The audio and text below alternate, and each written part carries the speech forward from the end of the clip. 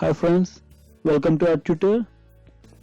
If you want to learn vector art like vector illustrations, logo design, UI UX design for your mobile apps and websites, or motion graphics, 2D animation, 2D drawing, concept art, character designing and animation, game designs, or 3D modeling. So we cover all these kind of tutorials. We continuously upload all these kind of tutorials which are used mostly in current trend of designing. We mainly focused career orientedly. If someone new to design field and came to learn something and they want to get job in the particular fields like UX designer or animations, we mainly focus those persons. If you want to become a member of Arttutor, please subscribe to our channel and click on the bell icon for regular updates, because we do continuously upload tutorials at least twice a week. Okay friends, in this tutorial I'm going to teach you the basics of Animate CC. The landing page may look different for you because in older versions it's different. So for the new versions they give an interface like this. That means for the different purposes, as it is using in different fields like character animation and UI UX, games designing, e-learning animations, all these kind of stuff, because they also given a HTML5 canvas also, so it supports all the different platforms. So for us, we don't need all those things, we just need character animation thing. So I mainly use full HD document, which is 1920 width and 1080 height. The ratio of this is 16:9. Let's take I have already created a file. I'm taking that file, so you can see recent file here. Whatever the recent documents you have taken and made animations, you can see all of these documents here under the recent files heading. Or else if you don't find, you can click open button to open your previous documents. Click open. Whenever you created a document, you can see the user interface of the software differently, but you can access this kind of UI by go to workspace presets and choose classic. If you go to animator, the interface looks different like that. If you go to essentials, then the interface looks different, but I choose classic because many Adobe softwares looks like this only, like Photoshop, Illustrator. So all this looks this kind of interface.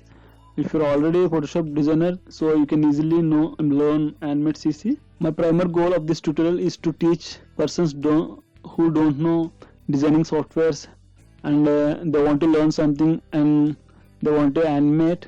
For them I'm basically teaching this, because as I said, this is the basics and also for beginners. So when I take the document, it looks like this. And also you can take another document. If you want to close the tab, you can go to file, close, or click here, or you can use shortcut which is Ctrl W. And if you want to close all the tabs including this tab also, then press Ctrl Alt W, then all the tabs will be closed. So you need not to close each and every. For example, you have 30 tabs opened, you no need to close every tab individually. You can close all these tabs at once by choosing Ctrl Alt W or close all options. So don't forget to save before you going to start your work, because after you done all the work and maybe suddenly it crashed, or else you may close it unexpectedly, then you lose all your work. For that, to avoid that thing, please save your work for every 10 minutes, and also it have options to save your work for every 10 minutes in presets. So I'm going to cover all those things, don't worry. But for now, as a beginner, you need a paper to draw and the tools. So this is something like your paper, and these are the tools to draw, like pencil, brush, all these strings you need to draw. So that's it. So you can see different kinds of shapes here, like oval tool. If you use that tool, you can draw circle or oval. If you draw it, you can see a oval shape. But if you want to draw a circle, a perfect circle, hold Shift and Alt while drawing, then you can draw circle from center, or else if you hold shift and draw from particular angle, then it will draw from there, not from center. Like that you have rectangle tool.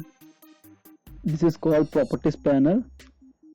If you don't see properties or tools, no problem, you can go to Windows. There you can see tools or Control F2. See? Like this. Like that properties also. I can see properties here.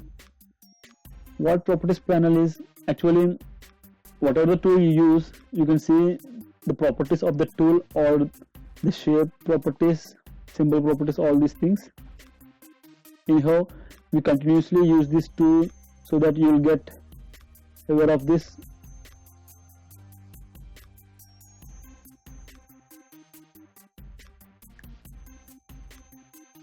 With this selection tool, if I tap on the color, see, you can also select and move this, like top, bottom, anything. As your mouse moves, the shape is also moving.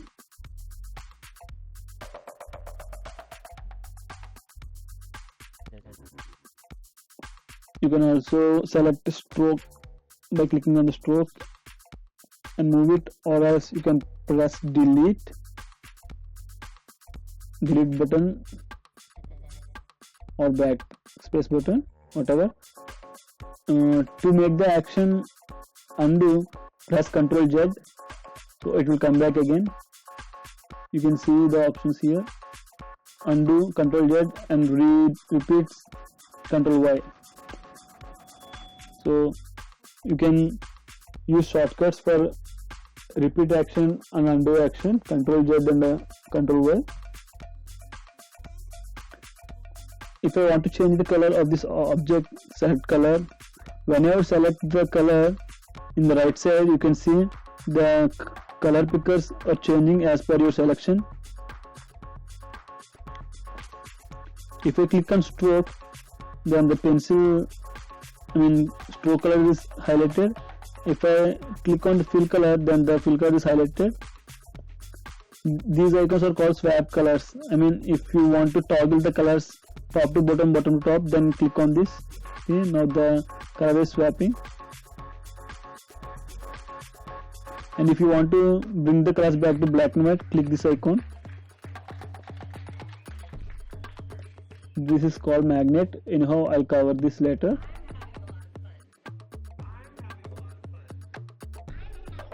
Okay, now I want to change the color of this fill. So in the properties you can see fill and stroke color. You can change from here also. So as we not selected the stroke, so we unable to change it. Select stroke, then you can change the stroke also. If you want to move all the object, double tap here, so both the fill and stroke is also selected, and also here also you can change all those things. And this is called stroke width. You can increase the stroke width. Choose stroke style like dashed, dotted, and all these things. I'll show you what this means.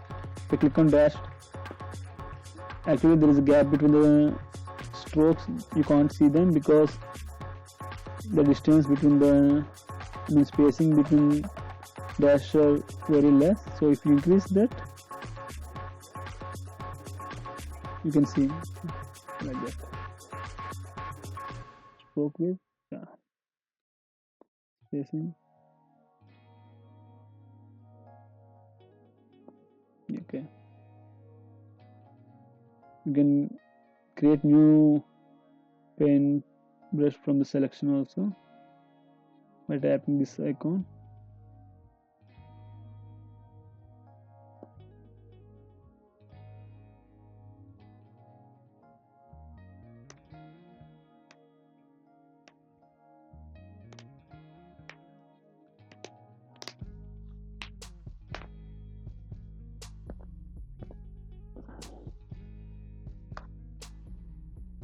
Somehow my PC is stuck.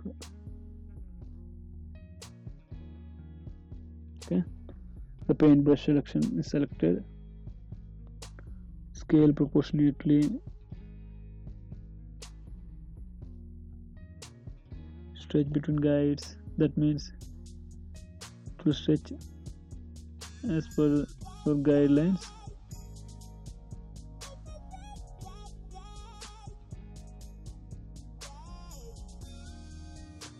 Clip artwork, direction of the guides. Okay.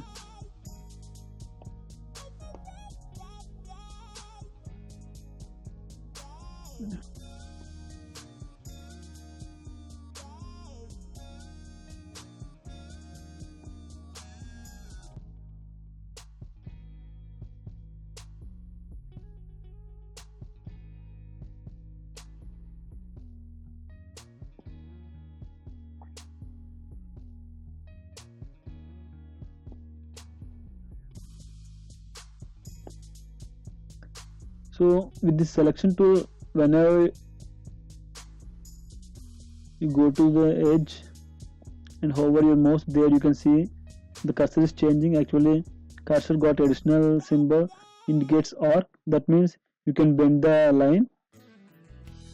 Click there and move upward to bend it like this. To move its point, go to the point area. See, if it is the complete straight line, you can see the bend option, and if you go to the edge, there you see the angle shape. Because actually, as the as the Animate is a vector based software, it takes vector points to create objects. I'll show you what I'm talking about. This is called subtraction tool, which is used to select the pivot, vector points of that object. See, actually this object is made of vector points and connected edges. So these are the points. Here it has the point. That's why when you use this tool, and also you can see edge here, but here you don't have any edges, so you can bend it like this, like this, like this. Now if you select with this tool, see, actually the points got handles, Bezier curves. These are called Bezier curves. Handles. With these handles you can adjust the shape of that.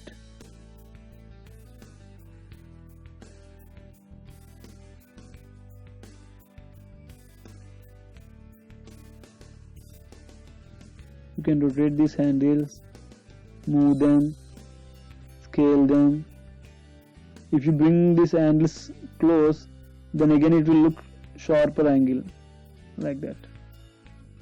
If you want to break them, you can do that also by go to, this is called pen tool. There, if you click on this point, see here you got a little triangle. If you tap there, you can get all the different pen tools, like pen tool, add anchor point, delete anchor point, convert anchor point tool. So if I click on that, and tap here, there you can see I am breaking Bezier curves, and again I got back to the square shape. Like that, with the same tool I can also make a curve here by clicking the point and drag to get the Bezier curves. Yes, like that.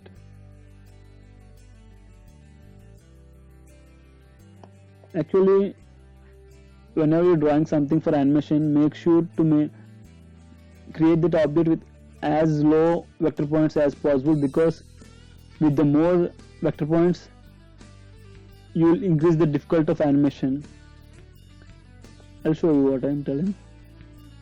If I want to morph this object, so these are only 4 points, so I can easily morph it into circle. See, if I go to somewhere around 30 frames and add a keyframe there and give it it has something here selected.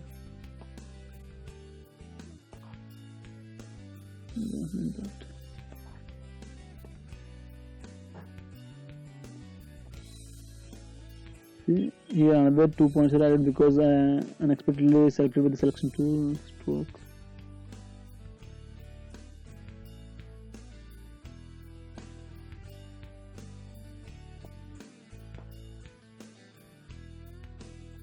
We are not going to the animation, but I'm just telling how important for the vector points, so I'm demonstrating this. Give it a shape tween, go to the next keyframe using this tool, morph them.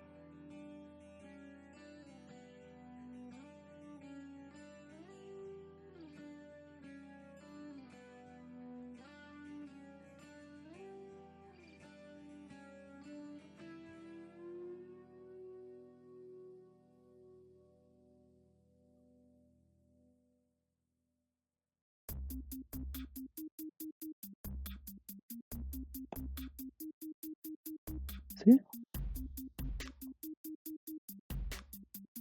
So if I have a lot of points, I have to adjust every point to get this, and also that will get the stroke very zigzag and jagged lines will come, so that's not good to have many points. So this is what we use for. You can select that point, move it, scale it, and all those things you can do it. But with the selection you can't change any stroke color or anything. To change the stroke or fill you have to use selection tool only. And also with the selection tool, if you want to make another sharp edge here, you can see the curve, but you can also make it angle by holding Alt and drag it. There you can get the sharp points like that.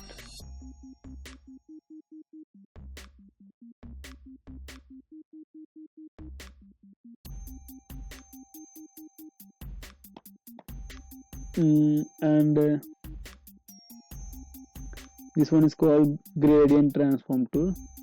So you can also give gradients. Gradient is nothing but combination of two colors or more than two, because if you want to give it a shade you have to use gradients.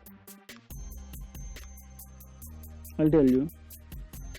So select this and go to fill color options. See here bottom I have gradients. You can also create your own gradients, but initially we are using the already given gradients here, or taken red gradient. Okay. There you see lighting, light color red and dark color. If you want to change it, select that color and go to properties. There you can see fill. You can change it by going to this tool. This is called color, which is looking like a color palette. So click on that. It's a radial gradient. It's a radial gradient, like it looks like in circle way. The light is hitting here, so the surrounding light is spreaded from center. So if I click on linear gradient, select this one, click on radial linear, then it will grade it from one angle to another, one side to another side, not from the center, from right to left or bottom to. So if I click it, and by using transform gradient tool, if it is linear gradient, I can move the gradient and start from here like this, or here from here. I can also rotate the gradient direction. The center point where I keep that point, the light is actually hitting there. I can expand the gradient like this, rotate it. In the same way, if I use the linear gradient, radial gradient, I can see the circle, not the two vertical lines or horizontal lines. So this is something I can adjust the gradient. See, now the light is coming from here and expand radially, circularly surrounded like that. I can also move, point, adjust lights, highlight. I can expand it by holding this icon. I can rotate the gradient. You can't see any change, right? But I will show you. If I scale the gradient horizontally, now you can see vertical. Now if you rotate this, you can see the variation, right? So that's what for we using gradient transform tool. Okay, so this is called 3D rotation tool. It means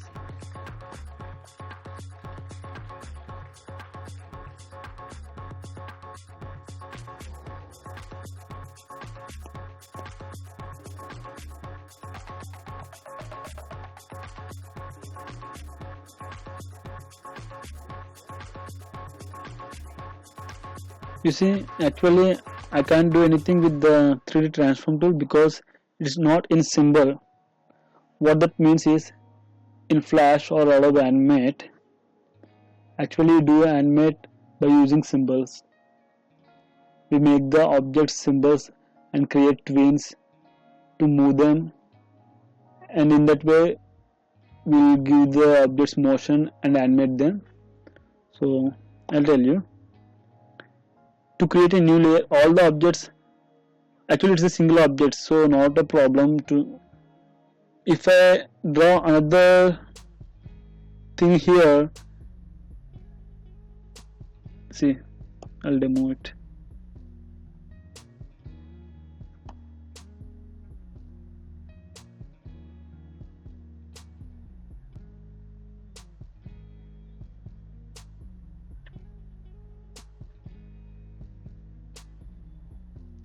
That circle is also animating along with that shape, even though I'm not animated, because that is also included in the same layer. So I don't want that to do. I want to give it a different motion or anything. So actually these are called layers in timeline panel. This is to create new layer and create a new folder to arrange all your layers in this folder, so that you can maintain all the layers here. See, when I create a new layer by clicking on the new layer icon here, it is actually on the top of that folder, so I can also maintain here in that way.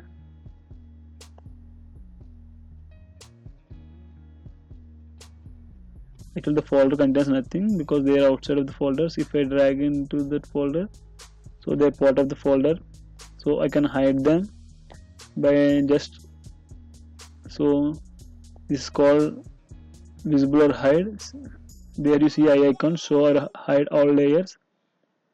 If I tap that, I can see and I can hide that like that. If I can lock this also, because I don't accidentally select it and make any changes. For that I can lock it.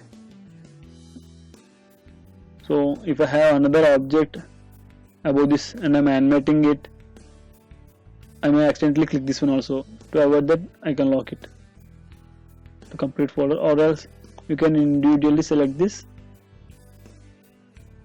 Actually in this layer I'm going to animate another thing. You can drag them to realign your layers position here in this by using Google tool. I'm drawing a circle here, so I don't want to accidentally select this one or anything, so I lock it. Now I can't change any changes to the bottom object. I can only make changes to the top layer. if you feel distract, you can also hide that one. Okay,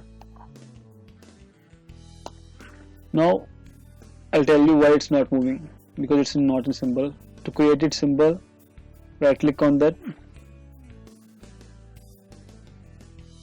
convert to symbol, or you can press F8, or you can go to insert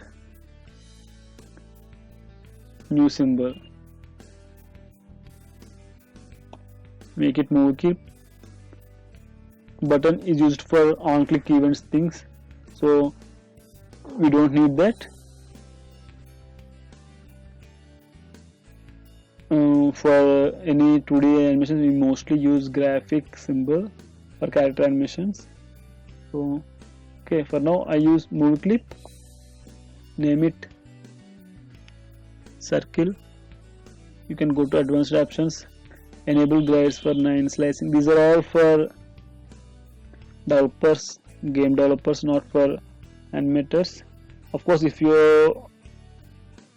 are a game designer and want to export your buttons in 9 slice, you can use these options. But anyhow, for now you don't need all these things.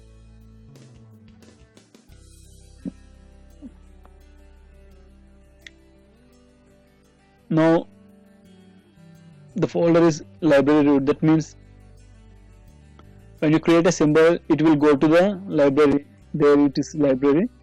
Or else you can choose where to save your folder. I can, by keeping it default, whenever you created a symbol, you actually came into the symbol. Go back by clicking this back icon. So if you go, now you can't modify this shape. See, of course you can.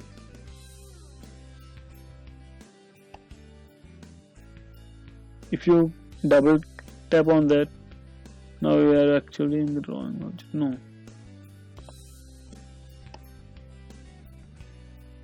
go to library, there is a circle, you can drag it.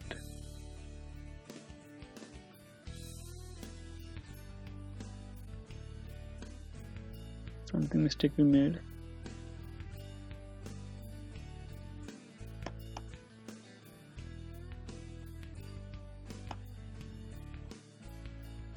I have selected this.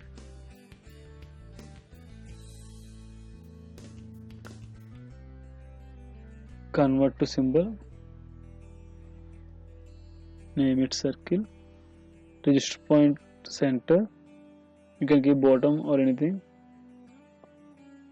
Okay, now our register point is center and we got a symbol. By having a surrounded blue line and this indication, you can know it that it is in symbol. See, now you can't make any changes to the shape. You can't see any curve shape to the icon or anything. But if you want to make changes to that object, double tap on that, go to inside. Now you are inside of the circle. See, tap outside to come outside. There you see, here you can't see any naming. If you double tap on this, now you're inside, so that it is getting that circle. You're inside the circle object, I mean circle symbol. So get back. Now I want to move it from here to here,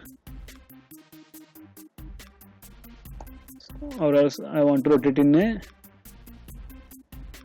3-dimensional. So give it a keyframe, insert keyframe, create motion tween, or else just click here, create motion tween, and come to last frame, select this one, go to 3D rotation tool. Now you can see the object is selected with 3D rotation tool. That means it has the red thing is X, that means X axis, green line is Y axis, the blue is Z axis. That means you can rotate it in Y angle,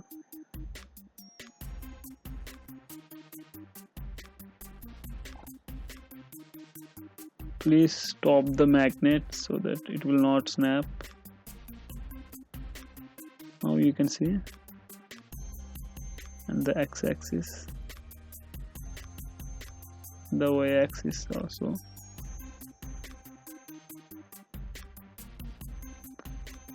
If you want to rotate in particular axis, go to those lines, or else if you select this outer line, that means free rotation, free form rotation, you can rotate it free-formly like that. So now you can see the animation like that. Yeah, and also at the same time you can use the 3D transform tool. That means you can move it in y direction, so it will get in foreshortening, it goes behind like that, x-axis. That means it's going further away from the camera, and if you bring it close, it is very close near to the camera like that, z-axis.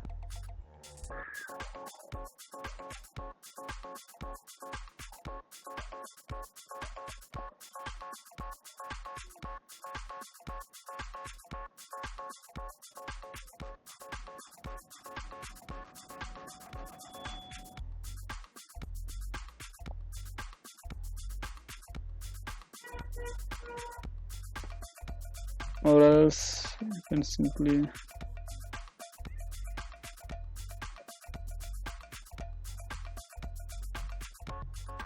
like that. This is the purpose of 3D rotation and 3D transform tool.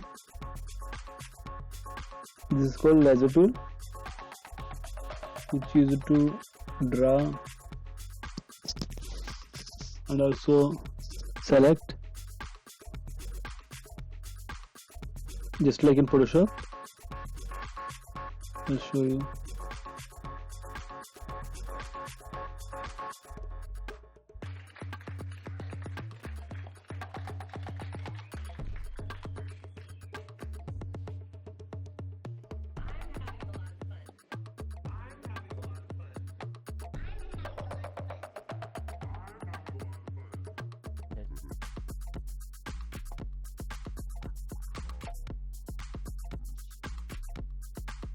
And if I want to select some of the points, then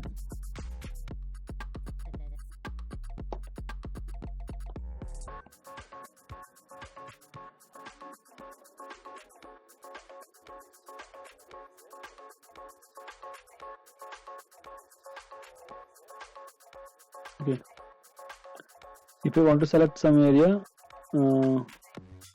I can use this tool, select it, and I can delete it like that.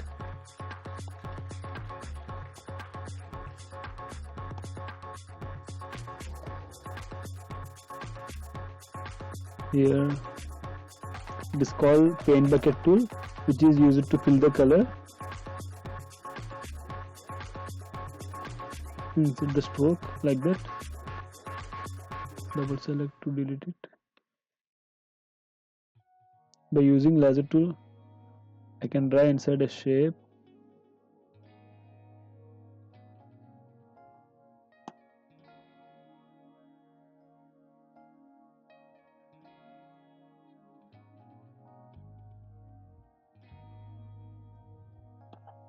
And also I can, by using laser tool, I can draw another shape and fill the color.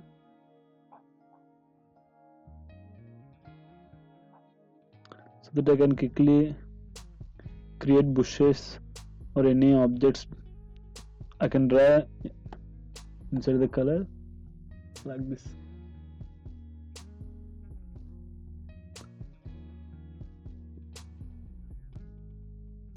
Hold shift to add multiple selections.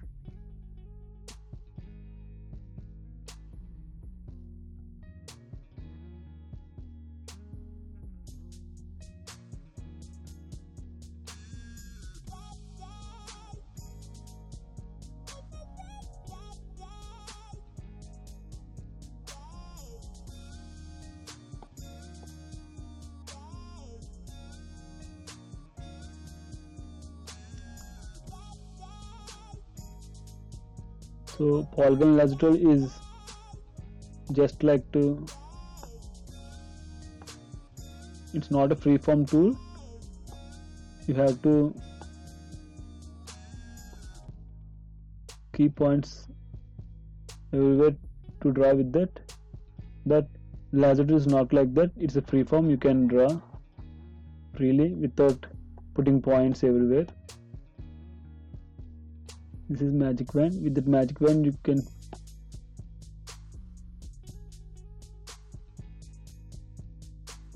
if there are multiple, if there are multiple objects similar, multiple symbols, so you can simply select by using magic wand all the symbols at one time.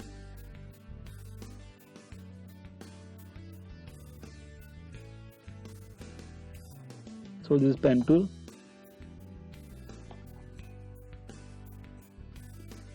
With pen tool, you have to put points first, and then extend with the bezier handles like that.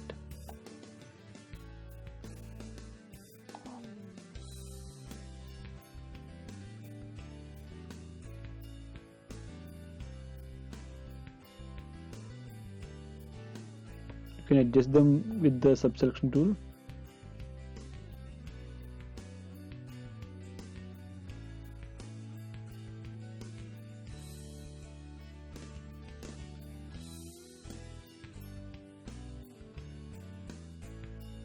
And also add anchor point tool, which adds another point anywhere in the middle of the line. If you click there, see, I have added another points in between this line. That's what the add anchor point used. And like the delete anchor point is opposite to adding the points. It will delete the points if you tap on the points. See, if you click outside the points, nothing is happened. You have to click on the anchor points only.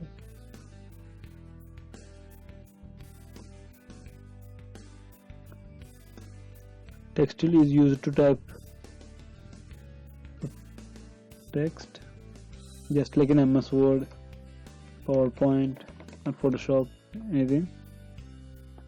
You can add your text and change the font. Go to properties,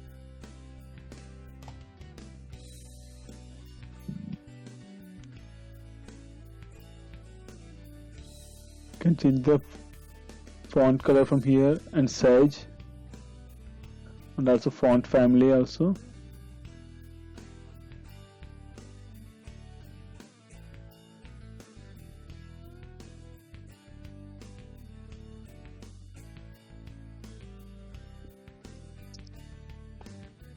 Click here,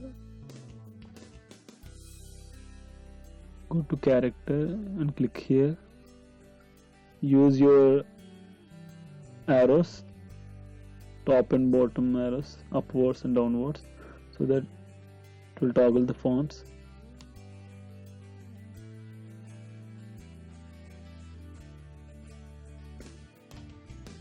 This way you can see what is the suitable font for you.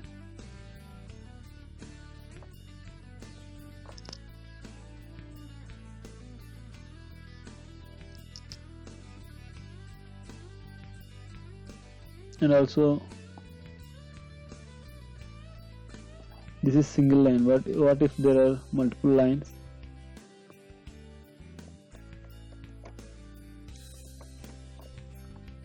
You can format your text to left align, right align, mid, center line, like this, and you can use justify option. So, and also this spacing,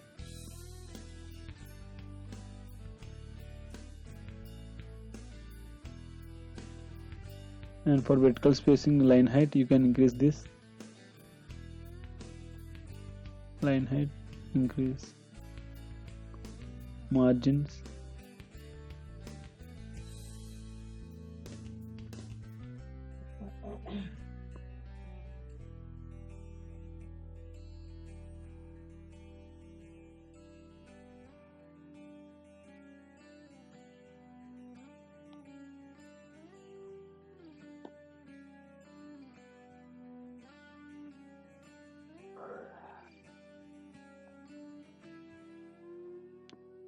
and this is line tool.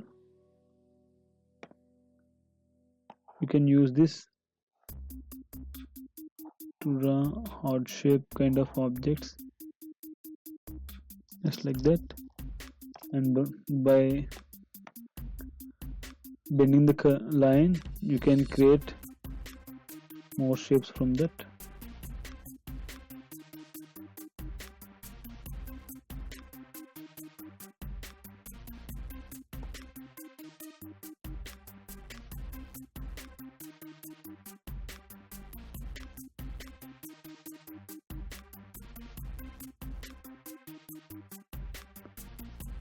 You can drag like this with the selection tool and you can delete that, and also keeping the endpoint you can drag it and drop here to join with that line like that. Now it's connected.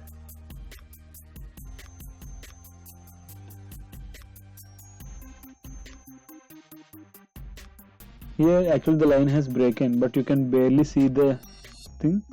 So in order to see that clearly, you can turn on this, so you can see a color box here. So if you click on that box, see, now you can see that it is very important, because you can't fill color if you try to fill color with the paint bucket tool. See, you can't fill that, but in Flash there are some advantages. Even though there are little gaps, you can fill the color by go to here, gap size. So choose close small gaps, close medium gaps, close large gaps, don't close gaps. So by using this you can fill it. So close large gaps.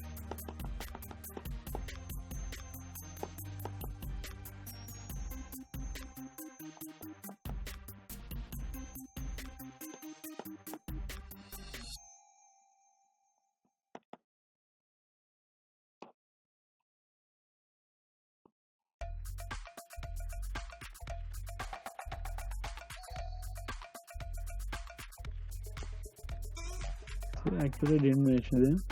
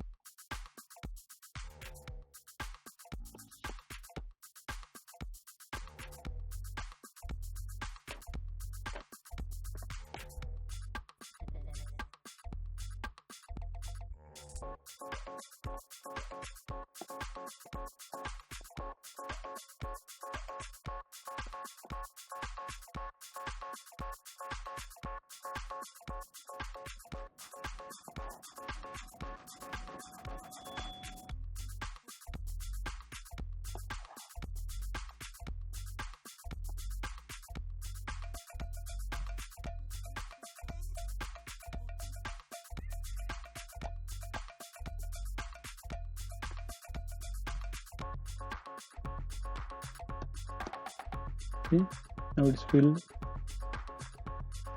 Even though there is gap, I can able to fill it.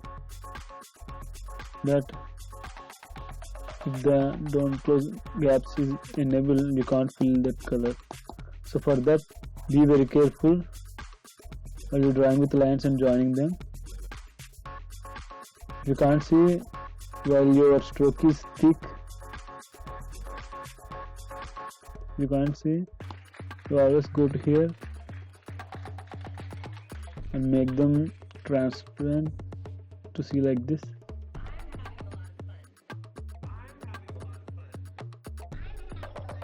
Show all layers as outlines. This actually show our drawings in an outline format, just like in Illustrator.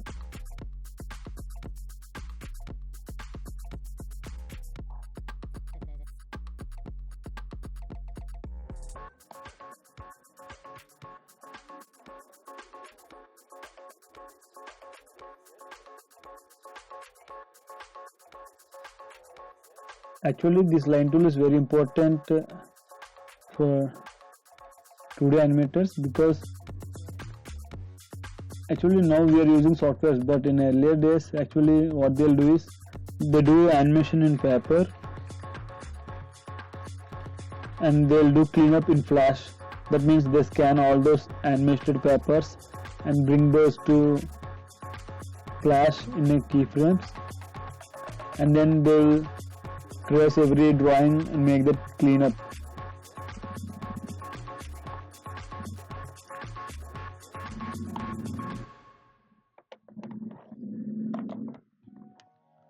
So anyhow, I'll do demo by creating some objects so that you can clearly understand what I'm talking now. For now, we just see the tools.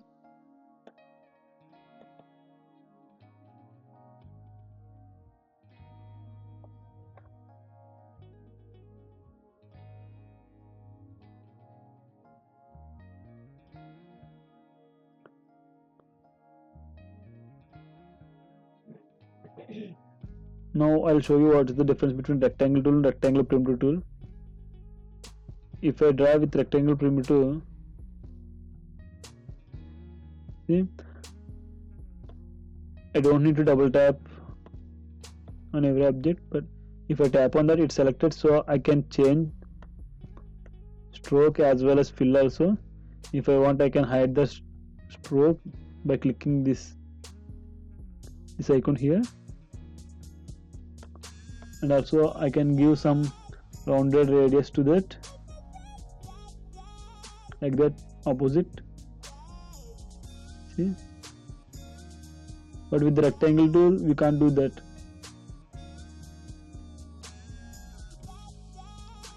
And for the rectangle, if you draw two boxes overlapping one another, then if you want to move this one, see, now here it clipped, right? Because they both are merged, these both are merged. And if you want to customize anything, see, you lose the shape. But to avoid that, while you're drawing anything,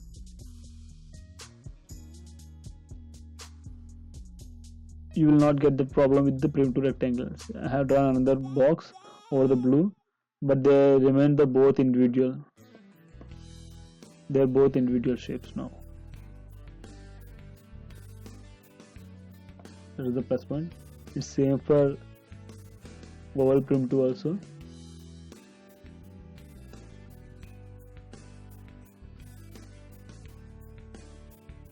That means it will adjust from here. It will start and adjust the point.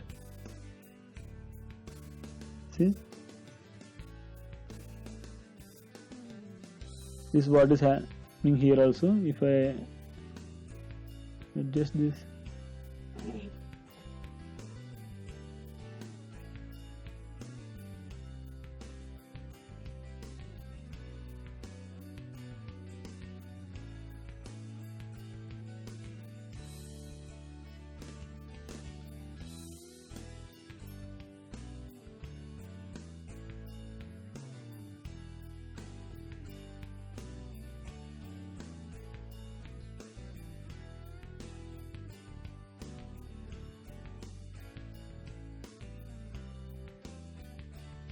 with all these tools, you'll create objects to create animations. There is no specific rule you have to use only this particular tool, you have to stick to only this primitive shapes tools. No, not like that. You can use whatever the tool you wish, but make sure to use them properly at the proper place. So if you think here the rectangle tool is more suitable for your design, then use that one.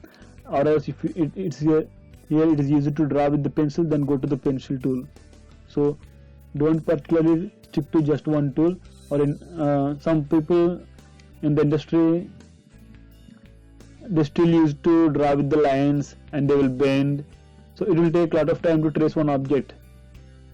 You can simply create with the pencil also, because pencil helps to draw free form. So like that, practice all the tools and use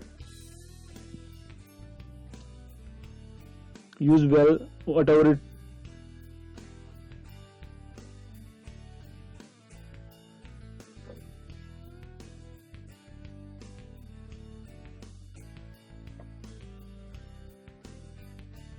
So I have already told you this is pencil tool, you can draw with that.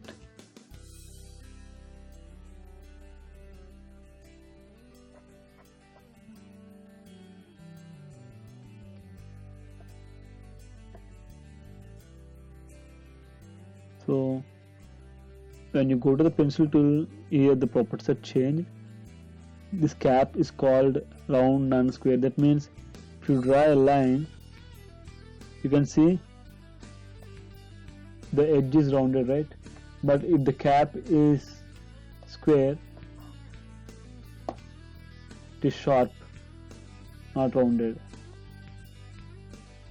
That's the thing.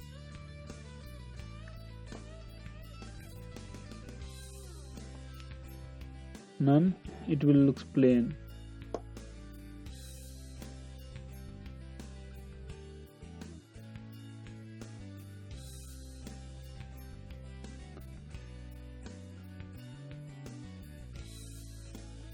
Smooth. See, while I'm drawing, it's very, the edges are not becoming smooth because here the option is in pencil mode. If I straighten mode, so if I click smooth, then the lines come more smooth. Even though while I'm drawing there is some, see, there is some roughness in the line, it will look smooth after I release the pencil.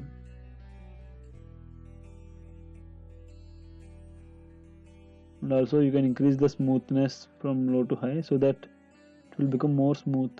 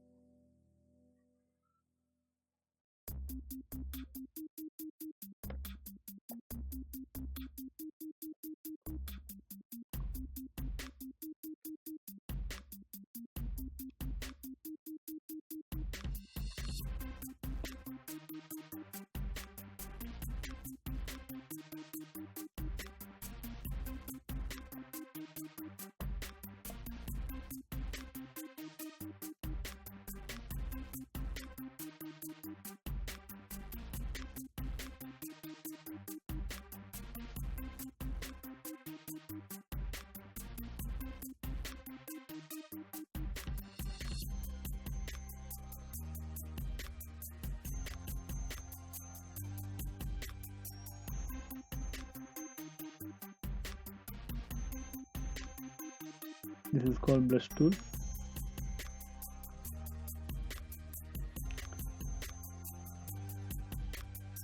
You can create your backgrounds with the brush tool, and mostly brush tool is used to draw rough animation because in Flash brush tool is more convenient than the pencil tool.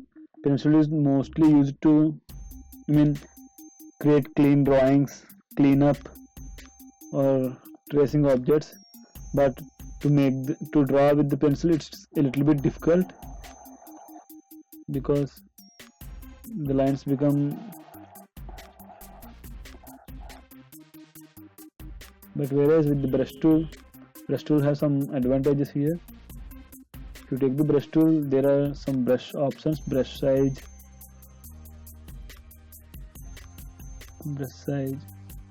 brush mode.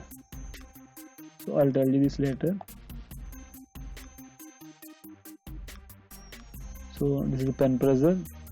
If you have the tablet, pen tablet, so it's useful to draw with the pressure. I'm actually using Wacom Bamboo 1. So if you are using mouse, it's a bit difficult for you. Use tilt, that means whenever you tilt,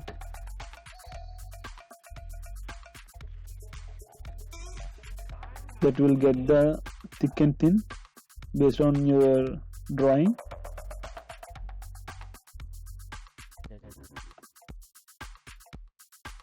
You can also get all these options here. So this is object drawing. So that means when you draw a line, it will automatically convert to a group. See, now you can select it as object. But if you off that one, no, you can't select that. It's complete object. You can't move that. You have to select this or double tap it.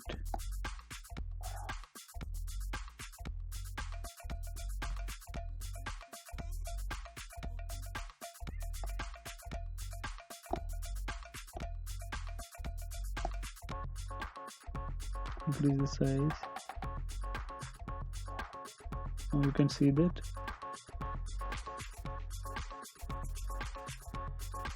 It's easy to draw eyebrows, expressions with the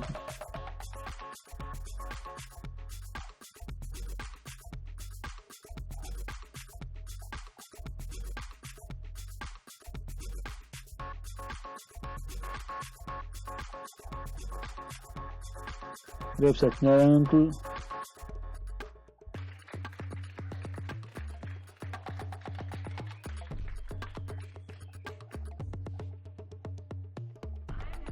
like that.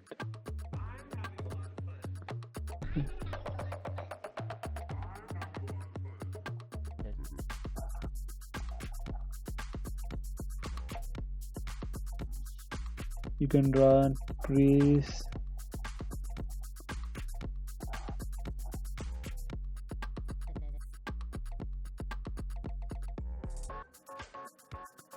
I'll show you.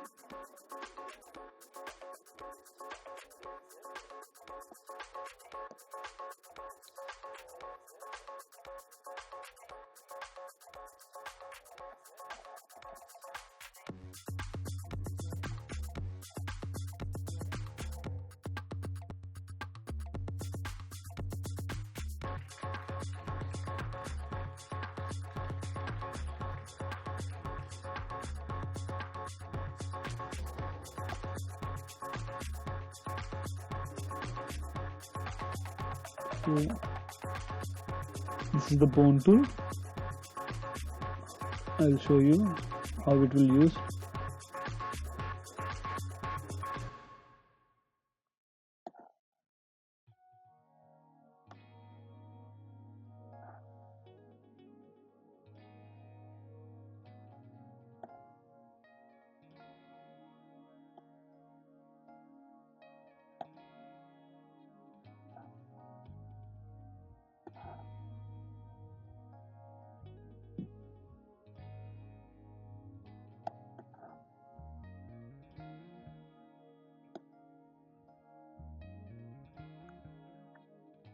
Now consider it as the upper leg and this is a lower leg. Convert them to symbols.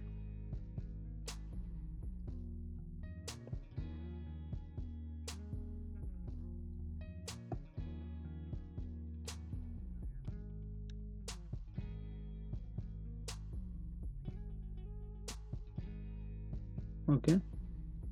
Now if I want to add these bones, so this is the bone tool. You can drag it, drop onto the another object. So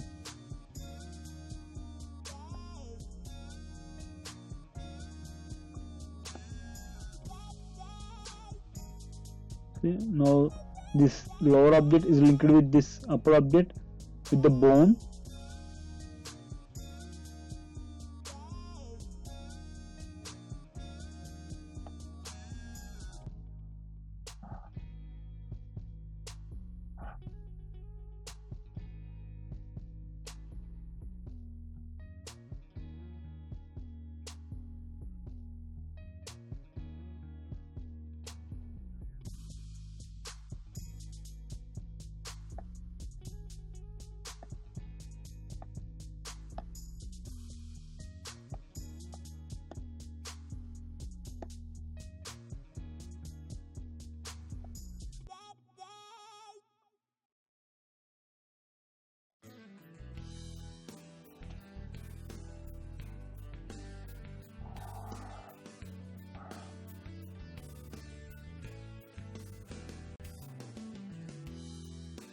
came here, manipulate that, add a keyframe there.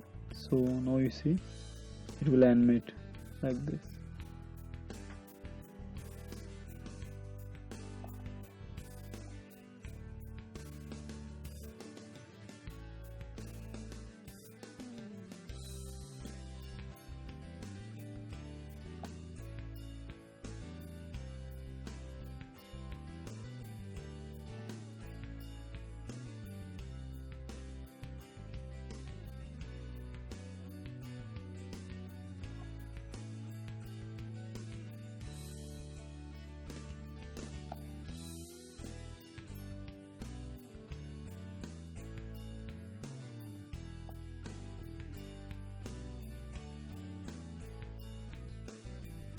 I already told you this is the paint bucket tool. You can use it to fill the color. This is for line fill. That means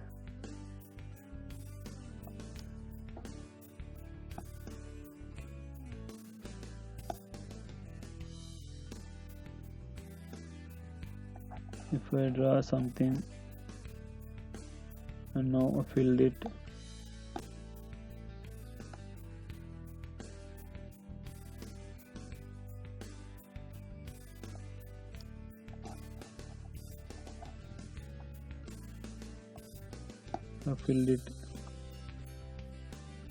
and deleted the stroke.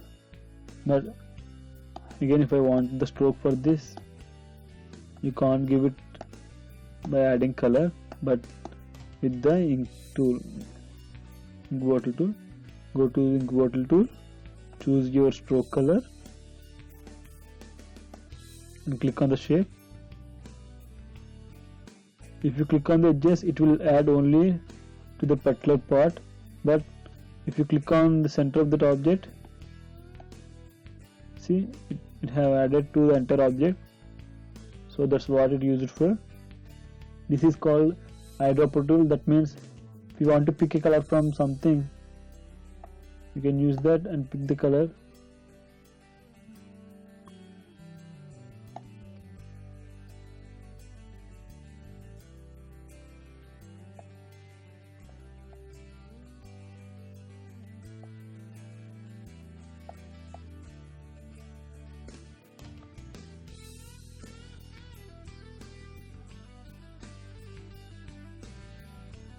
It have orange some color. If I want to apply the same color to this object, select that one, go to ink filler, click on this. See, now it have pick color from this object and add it to this object. This is called eraser tool. You can use flower brackets to increase and decrease the size of the eraser. You can erase, you can't erase symbols, but you can erase normal objects. And if you want to completely erase only fill color but not the stroke, you can do that thing also. Go to here, erase fills only. That means if you erase the entire thing, it will erase only the fill color but not the lines. See?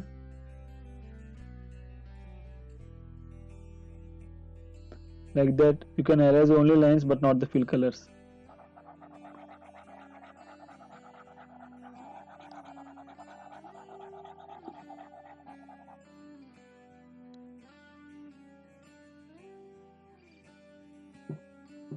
Like that,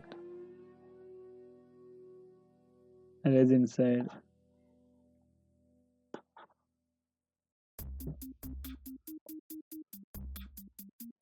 If you want to completely delete object without erasing, you can use this something looking like a tab, pocket tool. If you go to that object and click there, that will be deleted like this, but not the symbols. Brush tool is also like that.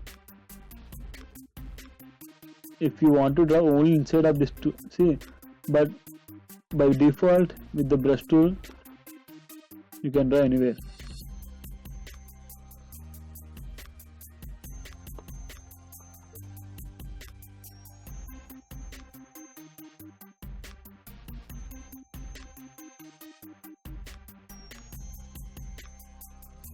But if you want to draw only inside this, it's not possible.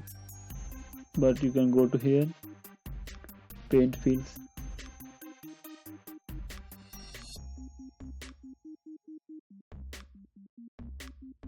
paint inside.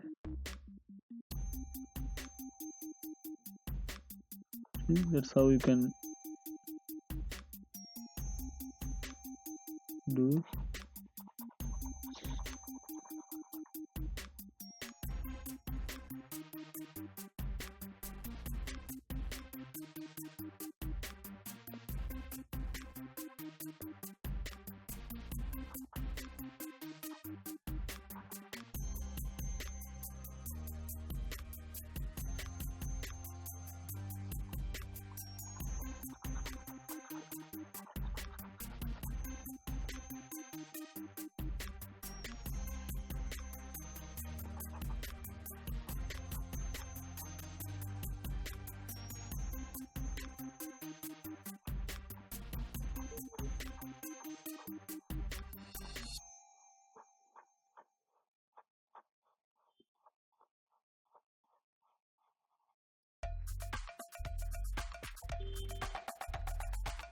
Paint behind. Even if I draw over the shape, it will paint only behind of that shape, like this.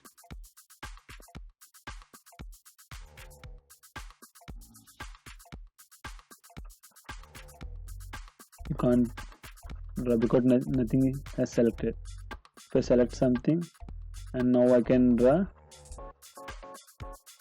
see, only the particular part is filled with this brush tool.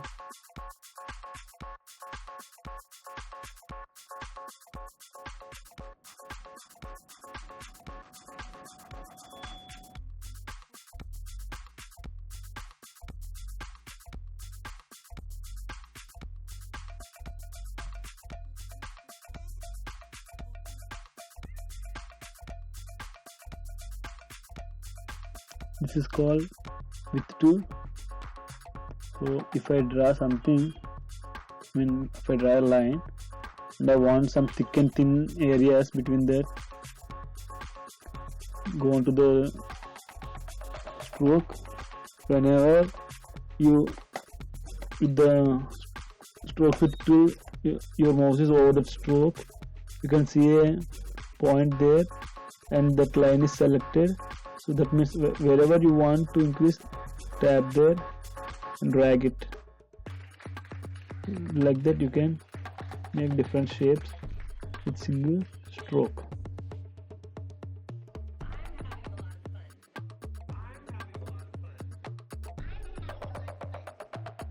You can bend that stroke with the same shape.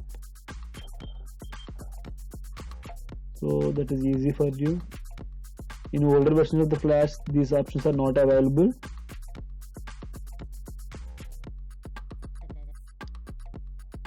So this way, if I want to animate some leaves, I don't need to draw that with complete fill color, but I can do with these things, because that way it is easy for me to do some shape animation.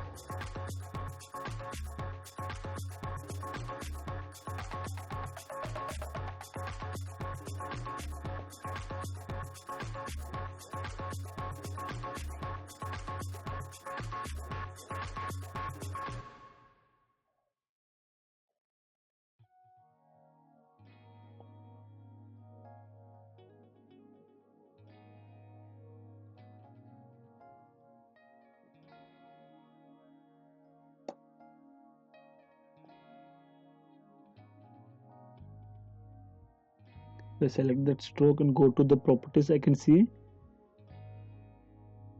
visible with profile.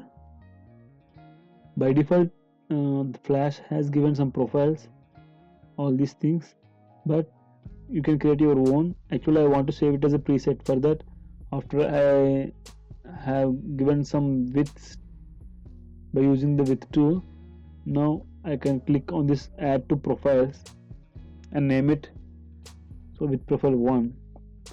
That means whenever you draw with pencil or line tool, you can add the profile to everything. See,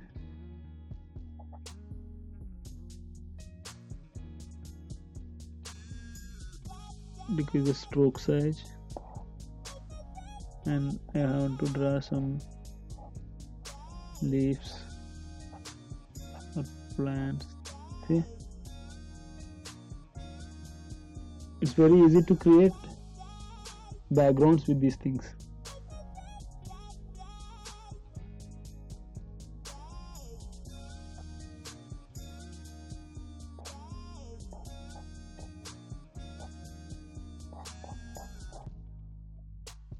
That's the plus point.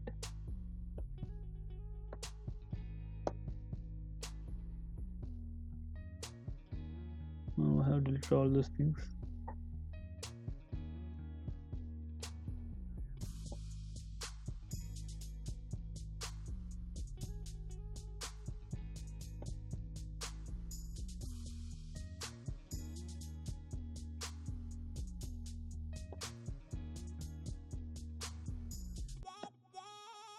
This is pin tool. Asset wrap tool, that means I'll show you it.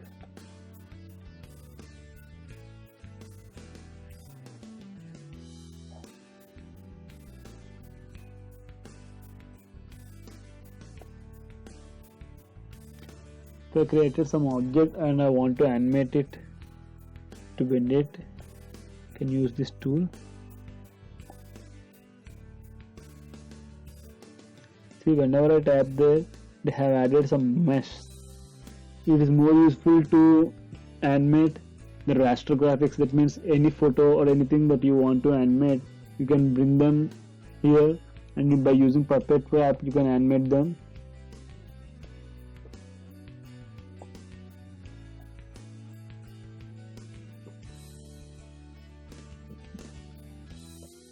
So after you got some points, if you go on mouse over there, you can see the rotate symbol.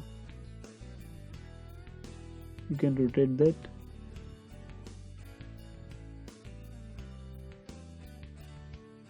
Or you can move that.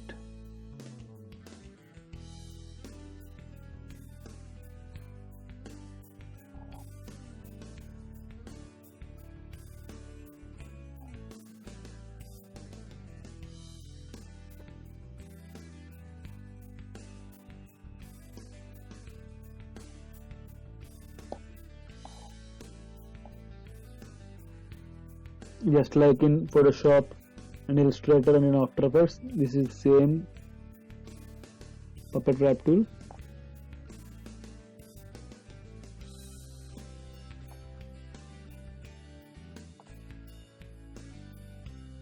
So these are about the tools.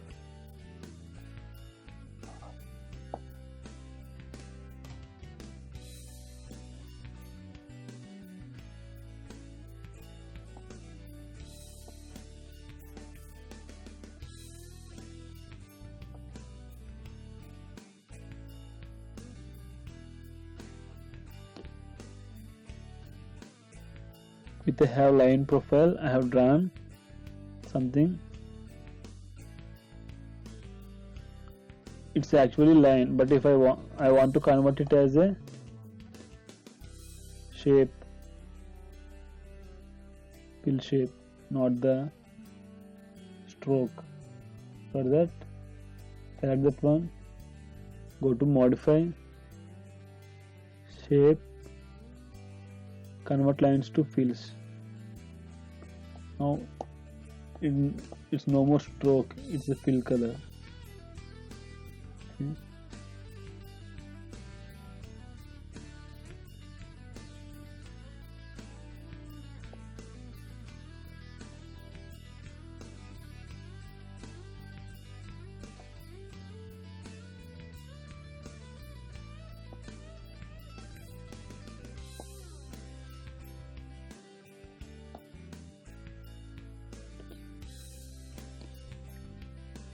In edit you can see undo changes, that means Ctrl Z, redo. If you want to copy this and paste it somewhere, use Ctrl C and Ctrl V. So like that is same here, copy and paste. If I want to paste in same place, select this, Ctrl C, and if I delete it, and I can paste it same place by using Ctrl Shift V. So that means paste in place.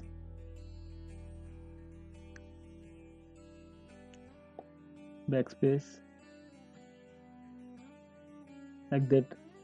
Select all, deselect, select inversion.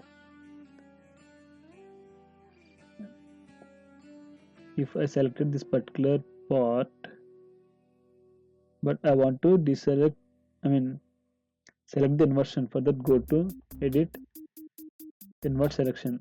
Now except that part, everything is selected. Now I can change. See, that is the invert selection.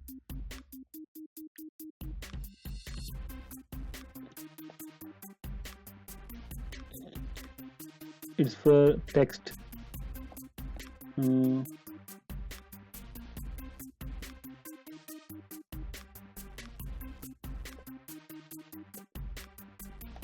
Now if I want to change flash to animate,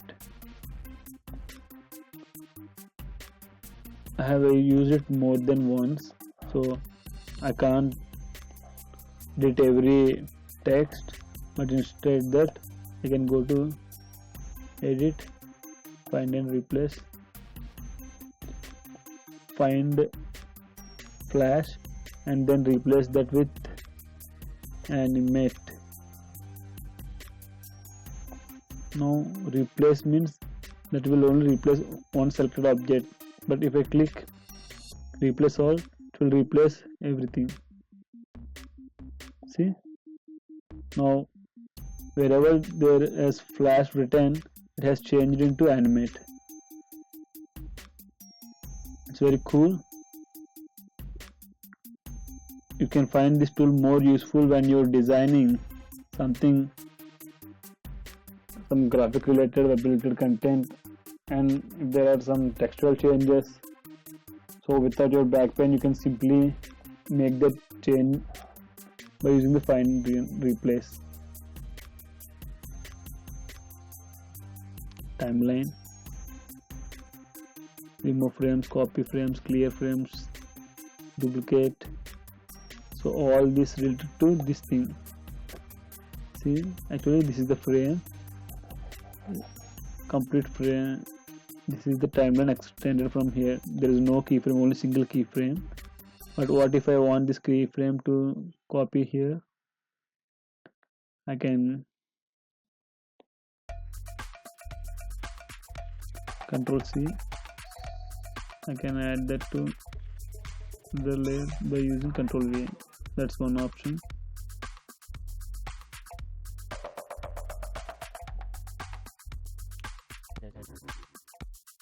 Edit timeline, copy frames,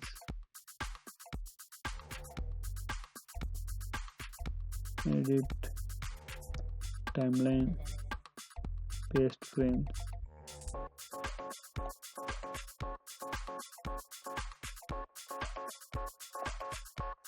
So all these things will be covered in animation. I'll show you.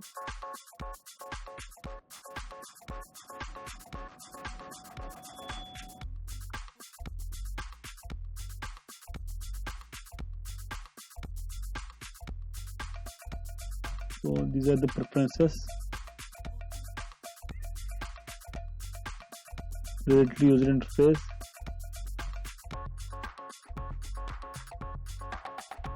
Hide stage borders, use outline, use layer color, groups color, symbols color, other elements, onion skin color.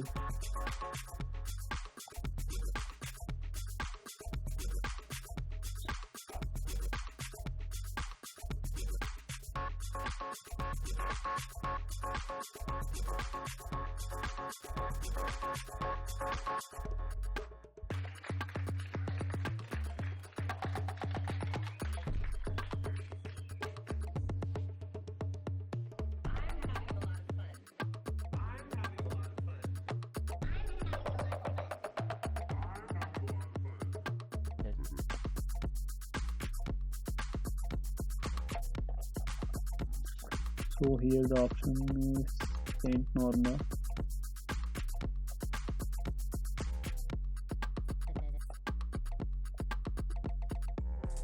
Even though before I switch on this, see my brush stroke is very thick, which is not good to draw. But if I on these options, you can see this.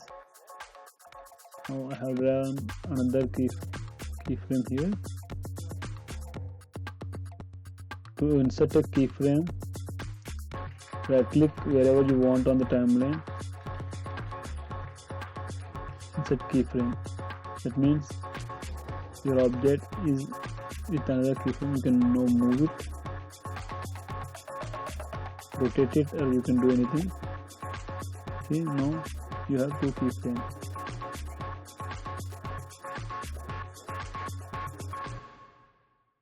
Like that. A shortcut to add keyframes or F6, and to extend the timeline or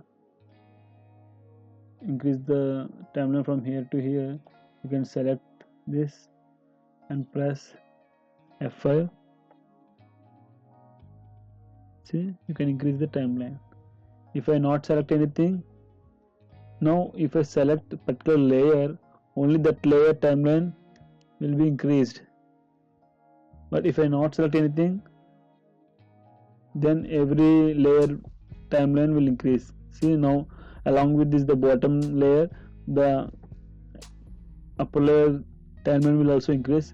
If I select nothing and press Ctrl F5 or Shift F5, see, like that. Or if you want to increase the timing between frame to frame, here you can go there and press F5. What if there is no gap between the keyframes? No, you can't add simply go to the keyframe and press F5. That's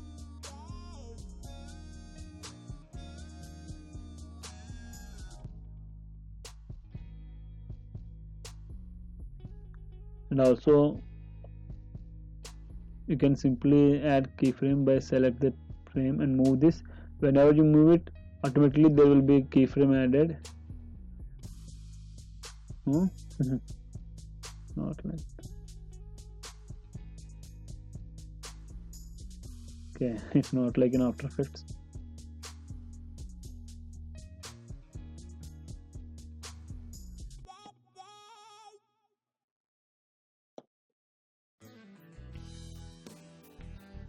Now if I want to see previous and next and previous frames also from middle frame, my cursor is at the middle frame, and now I turn on the onion skin here onion skin.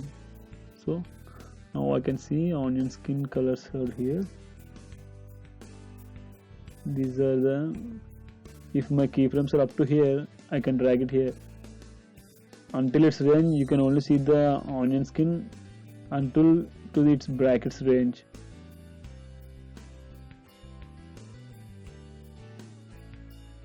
See, that is. You can change these onion skin colors by go to preferences and change these colors. Add some orange shade.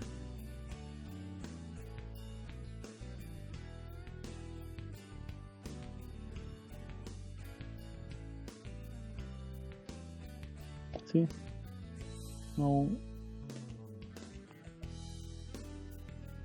with the blend of blue, you can see the blend of orange and blue. You can see some purple grade here,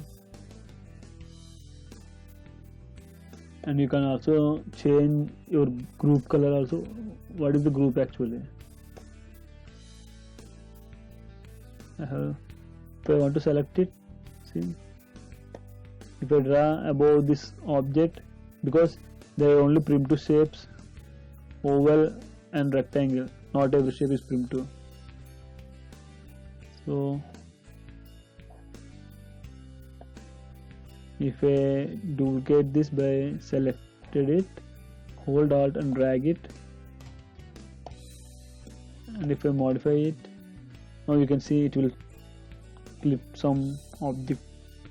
So to avoid that, first of all make that object group, edit,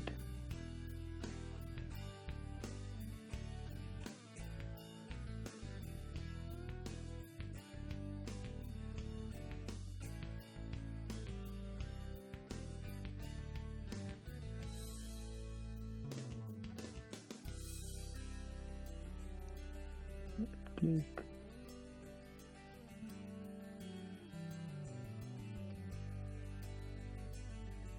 Ctrl G is to group. Now if I duplicate that one, I can move objects individually. So this is group. Now when you select object, you can see a bounding box in blue color. That color you can change from preferences.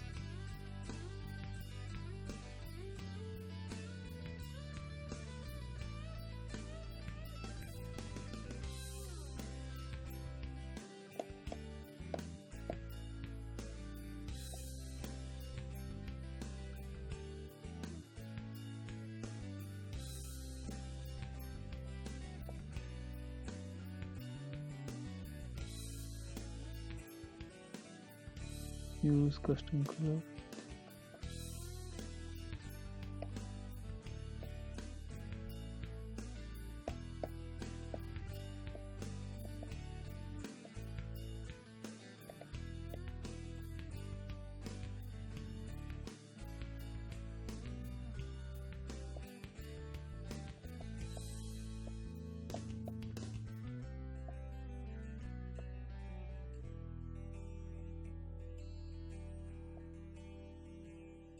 See, the color is changing. I can delete all these things. Actually, onion skins are 3 different kinds. 8 multi-frames, that means this is onion skin, this is onion skin outline.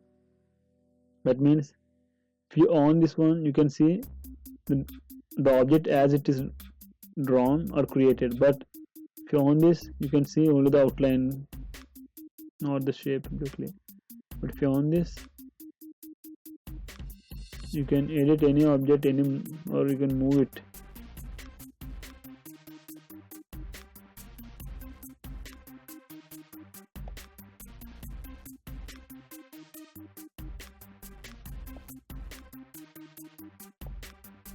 But in this mode, you can't edit them. So that is modify marks. This thing, if you want to expand it manually, mark range all, means it will mark from starting to the ending of your timeline. So only 2, only 5, like that. You can increase, zoom the timeline, like that.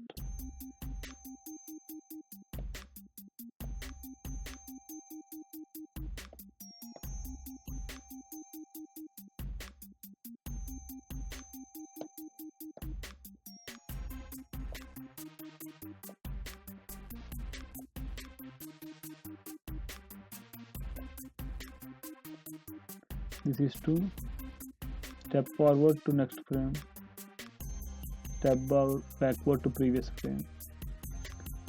For the both you can use period and comma keys.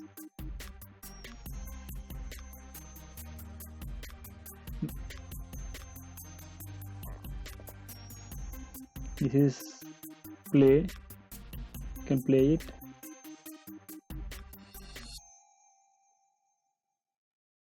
Can use backward, lost, first, lost, or previous, next.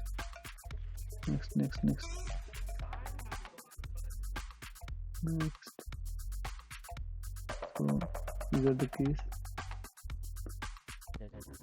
Enter frame. This is to loop your play. If I select this and if I tap play, it will loop between those frames. So that's how it used. To turn it off, it will play the entire timeline.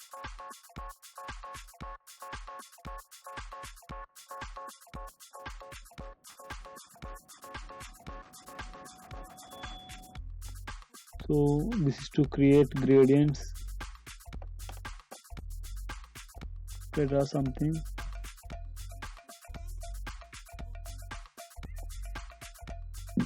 I want it to apply gradient.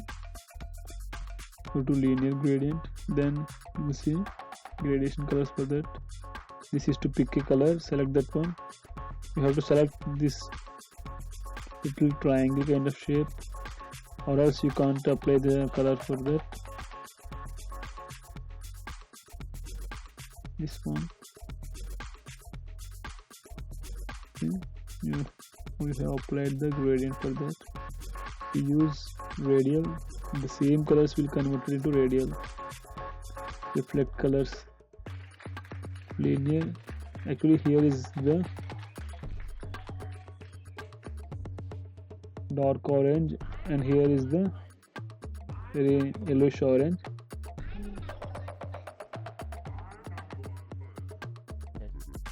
I can reflect them. Select that, reflect.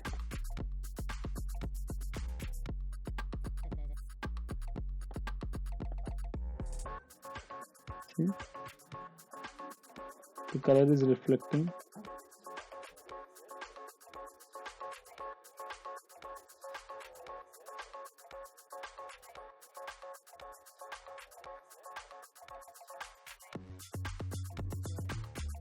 Repeat color. That means the gradient will repeat. So it's easy to create patterns very easily.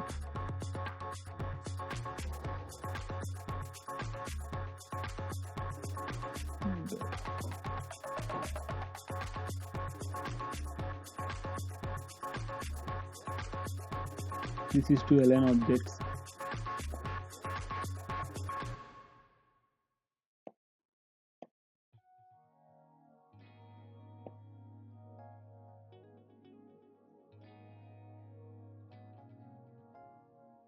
And rotate them with this tool. I can rotate them, scale them equally.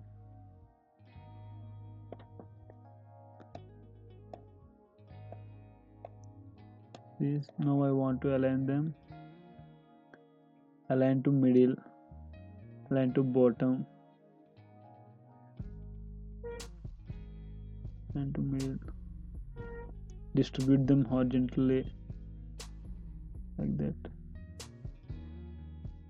Match with, so based on the width these will match.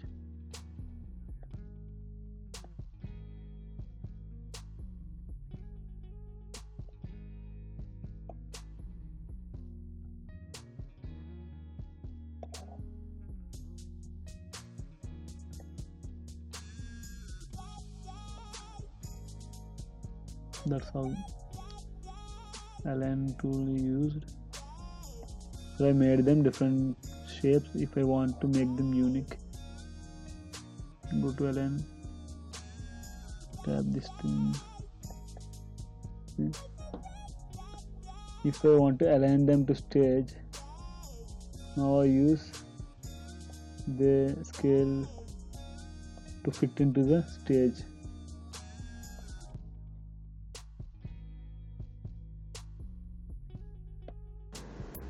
Okay friends, now let's see color swatches. This little icon is called color swatches, so where you can see default swatches here, and if you want you can clear all of these colors. You can see many options over here, the breadcrumb menu. If you click on that, it will show you some options like duplicate as swatch, duplicate as folder, add colors, replace colors, save colors. I will tell you how this works. First of all, if you want to delete all these colors and clear colors, see all the colors have gone, and I want to load some other colors from any image. You can load colors from any particular image. That means if you want to trace any object or any background kind of thing, you can import that image to pick the colors. You no need to pick from the color picker and save.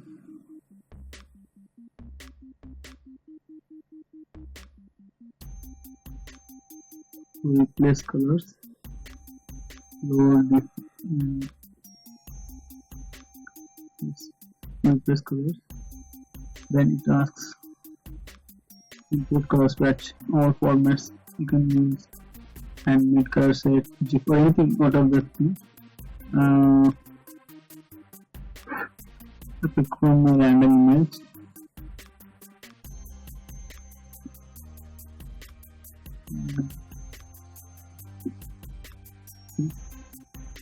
So all the shades of that image have been loaded. So there are a lot of skin colors, gray colors, and a lot of brown shades. All these things are there. These are the skin tones. If I want to save this as a separate folder, I can save colors and can name it. Try to save inside the software folder. Adobe Animate CC.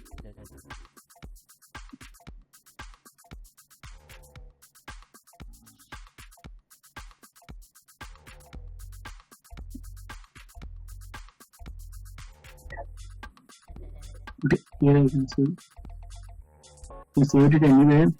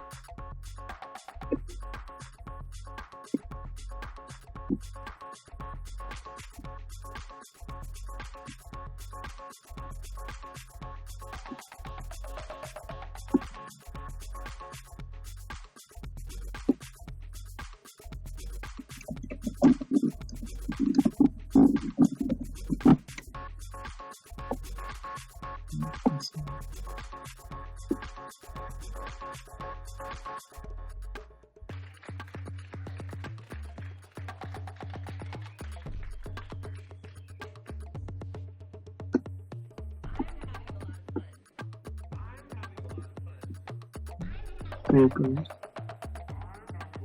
and save it anywhere, but go to document, there,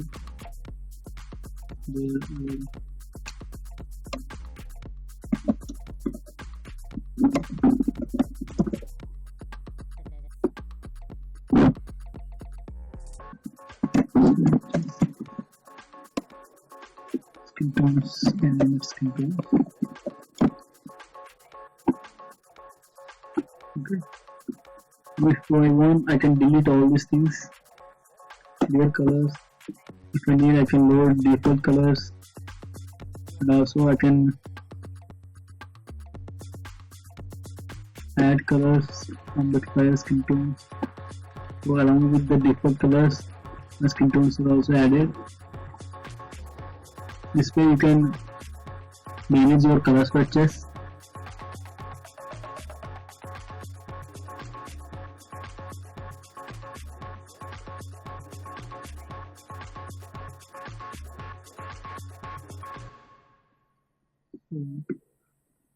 If you want to create any skin tone gradient,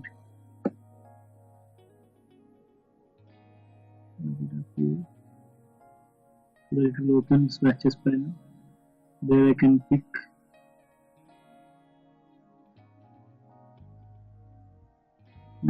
from my skin tones.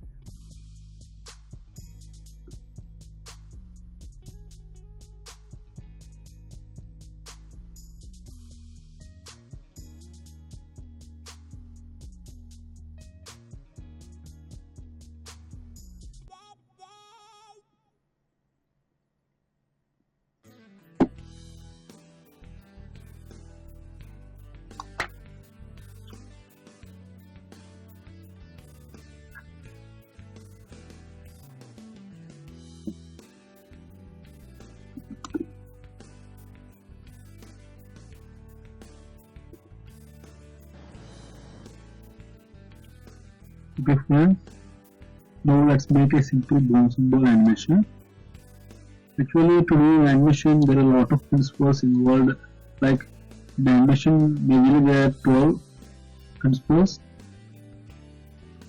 and there are 4 more additionally, but we basically use 12 principles. They are the major, like path of action, line of action, stretching stress, weight, exaggeration, and speed. There are a lot of things of animation principles, and it's a very big subject, so I'll cover those things in another lesson. But for now, just to demonstrate the animation process in Animate CC, I'm doing a simple bouncing ball animation for right now. Okay, brush to grab keyframes. Brush tool, I have taken brush tool. So in animation there are 3 kind of frames, like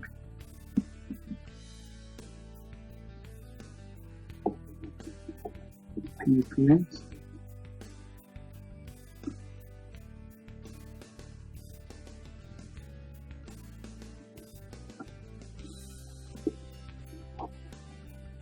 breakdown, in between.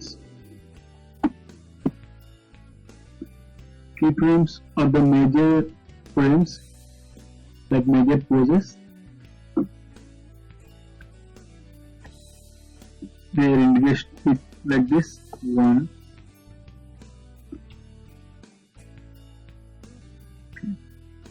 And breakdowns indicate in brackets: 3. In between are without an indication. For example, for 1 and 3, there is 2, like that. So, I'll show you.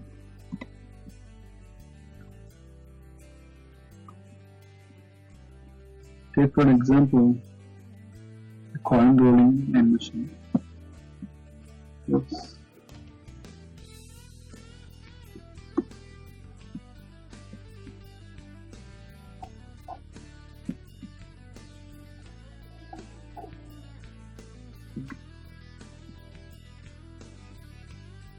Let's assume it is okay. This is keyframe 1, and this coin goes from this position to this position.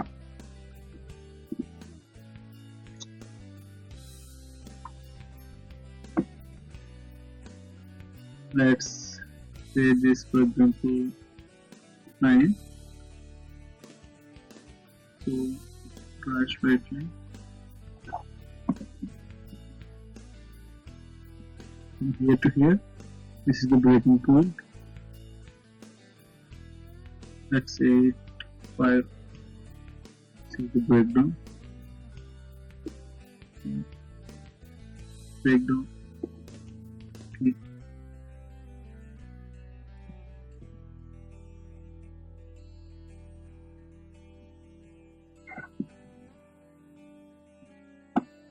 So for 1 and 5, this would be in between. From 1 to is called 3.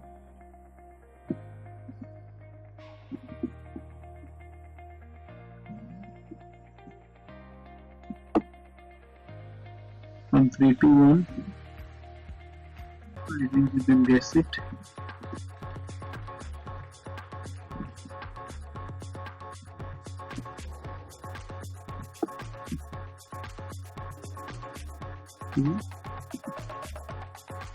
This is another in between.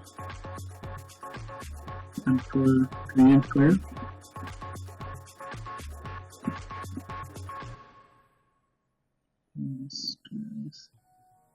this is the in between.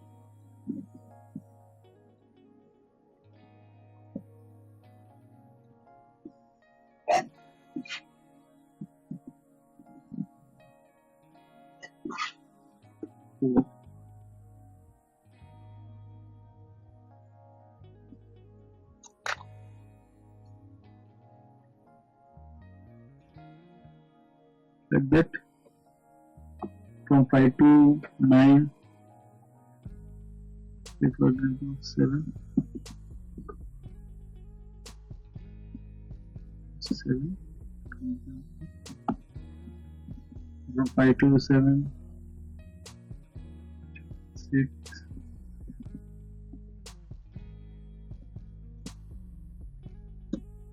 Like that, 7 to 9, 8.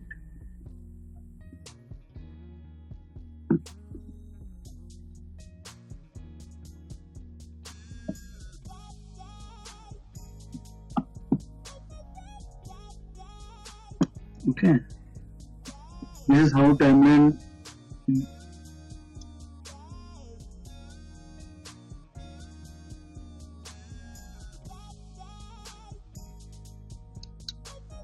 This is how the timeline used in traditional animation.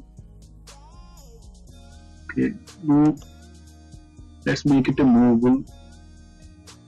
Take another layer, dry coin here.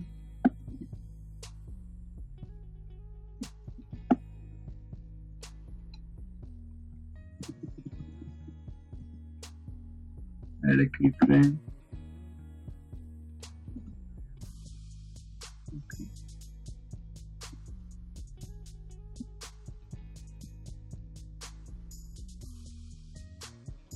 Insert keyframe to this place.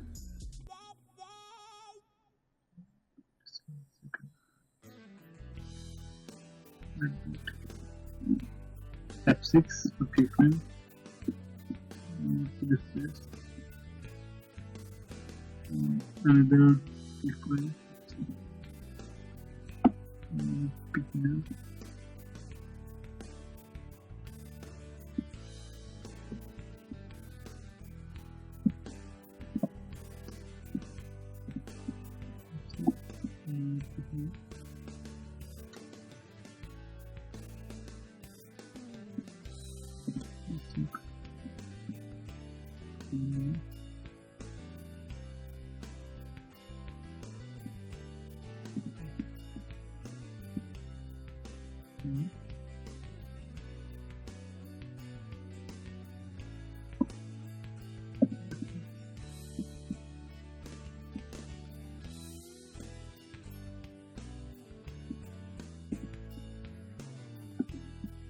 Go to iframe.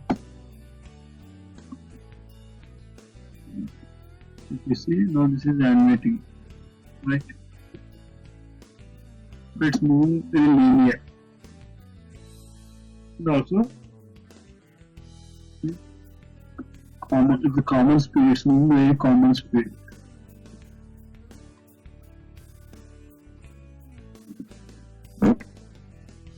If you I want to remove all these additional frames, so I have selected all these frames and I pressed Shift F5 so that it will remove additional frames. Now it will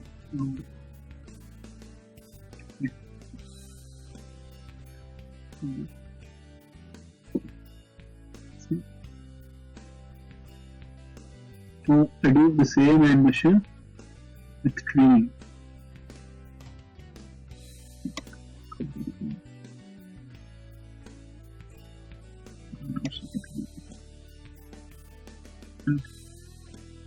Add a keyframe at the last frame.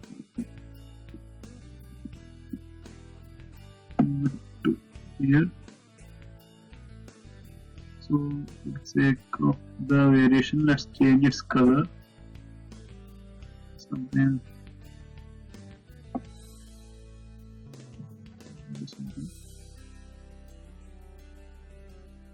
Okay.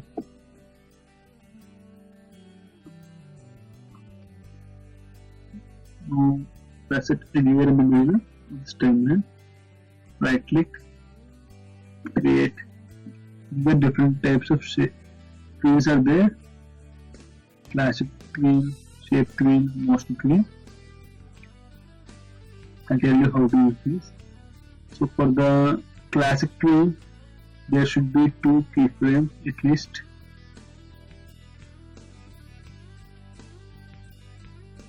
So use classic tween. Now it will tell you the selected frames cannot be tween. You must convert frame content to symbol in order to tween. Do you want to convert and create a tween? So in Flash or Animate CC, only the shape tween accepts the tweening without a symbol, but other two, for the other 2 tweens, the object should be symbol, either graphic or movie clip. Okay, would have added a tween. See,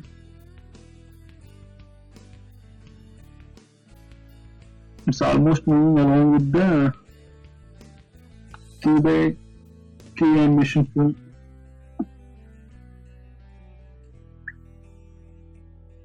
It's moving along with the black circle under that. So along with this circle, this one is moving.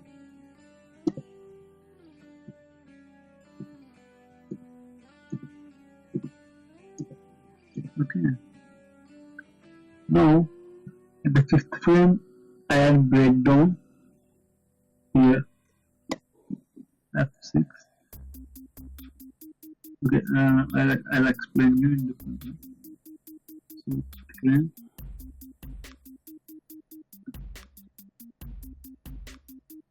you see, if I change this one to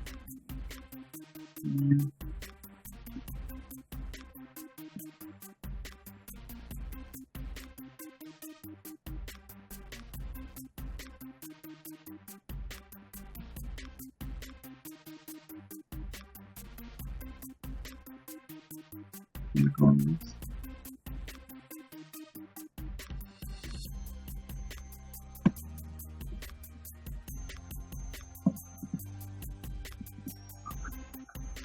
Draw a circle.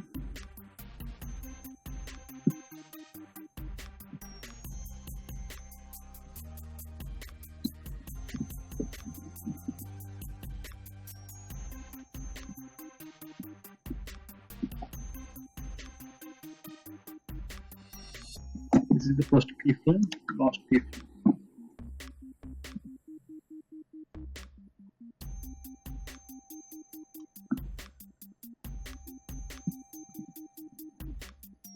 And the breakdown is 5. Here, circle 2.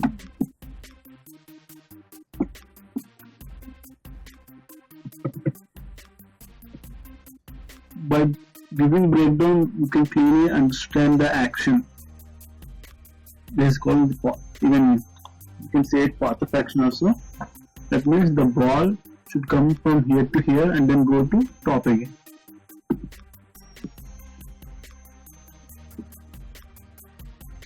From here to here and from here.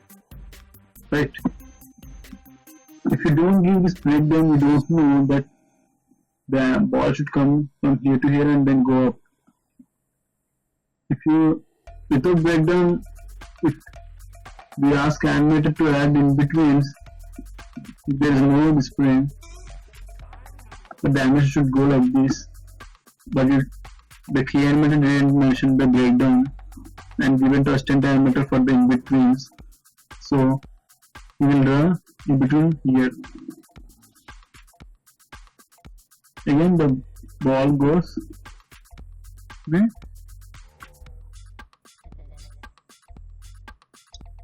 Normal plane way.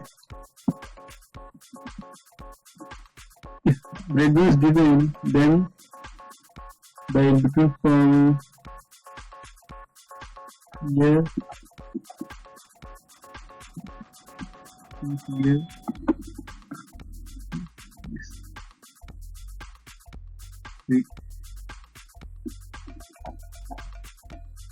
From here to here.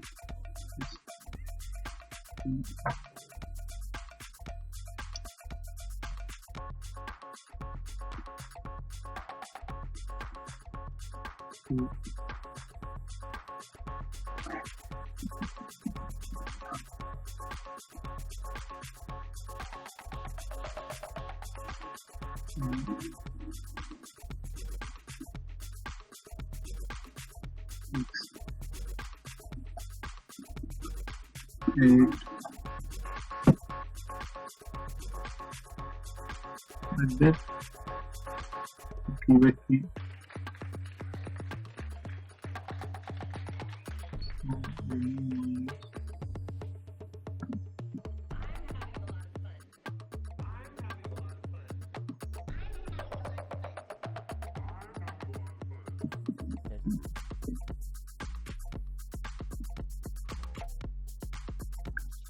To remove keyframes,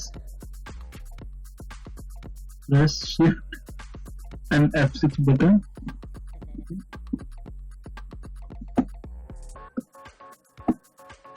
This is the first frame.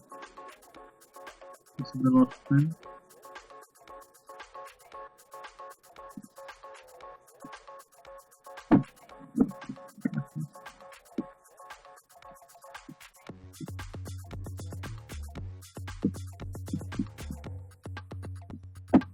You can see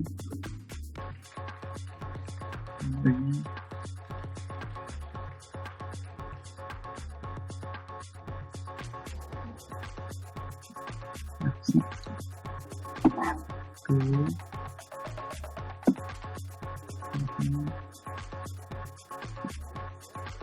6, 2,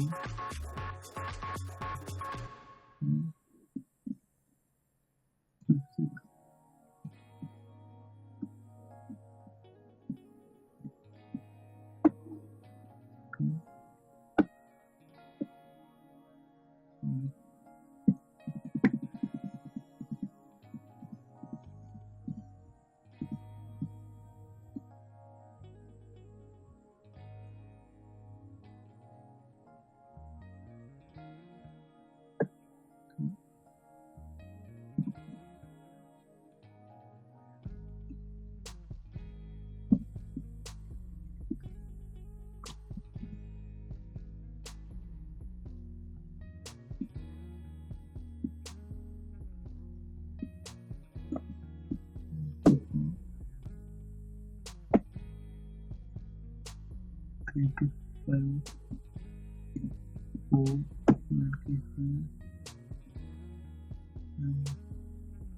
into 3, 2,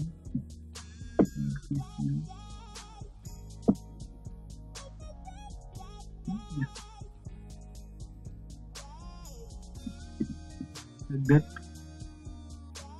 5.9, there is 7,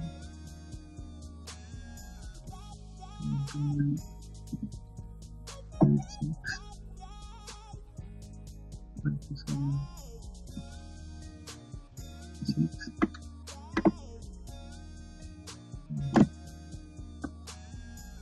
Now the ball coming down, going up.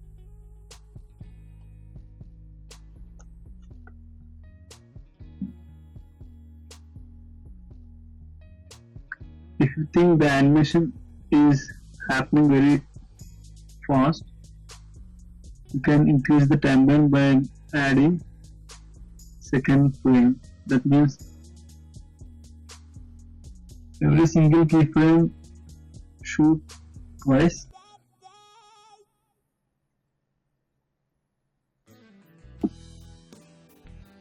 In the olden days,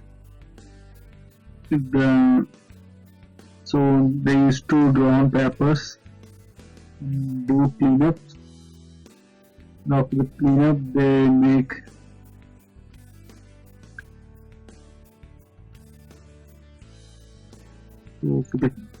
so in order to check the animation, they shoot all the papers with cameras. So there is no computers to extend the keyframes. They must have to shoot it twice. So to increase the timeline, if that keyframe has to hold for some 5 frames or 6 frames, they have to shoot it for 5 frames or 6 frames. So commonly,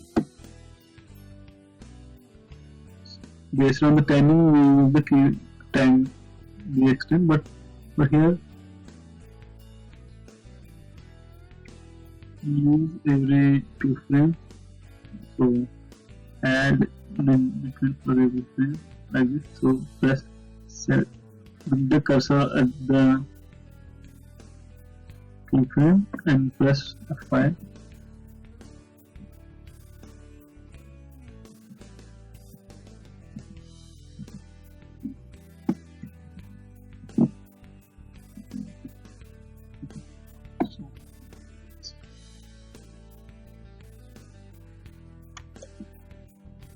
Now the animation is happening a bit slow.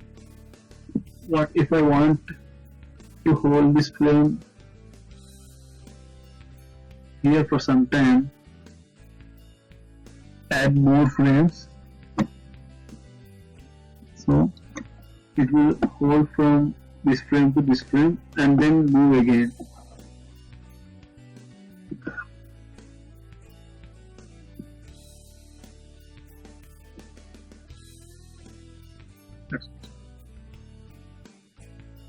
Now we can do the same thing in this.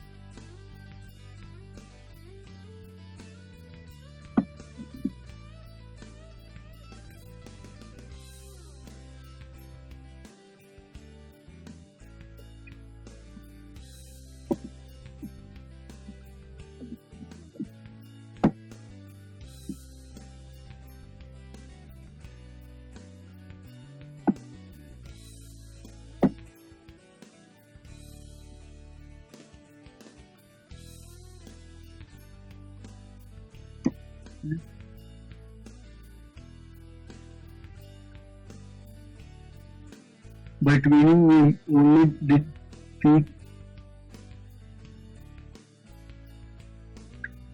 By tweening we only did 3 keyframes. But if you want to make it frame to frame animation by drawing manually, you have to draw a lot of frames here.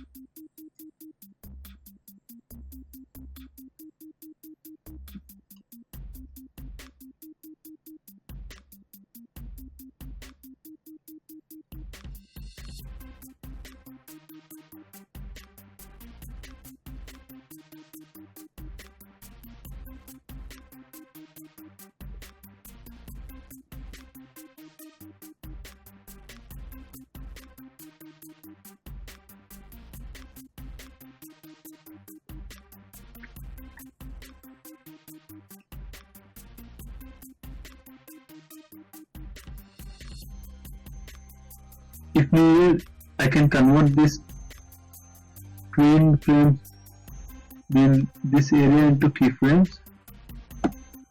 All these into position into keyframes. Let's select all these. Modify. Timeline. Convert to frame to frame animation. See, here it's asking keyframe each.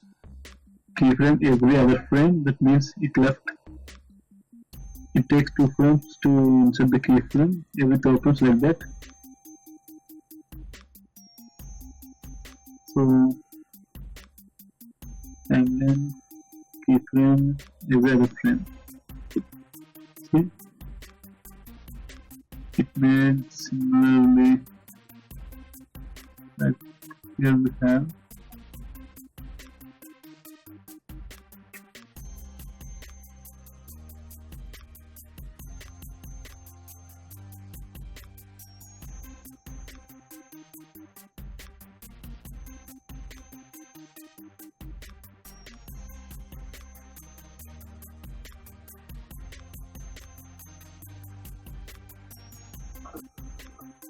If here we can convert our tweening animation into keyframes.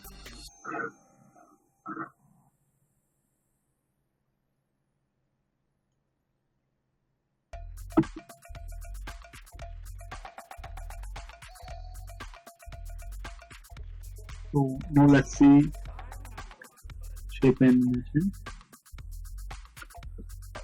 Take out the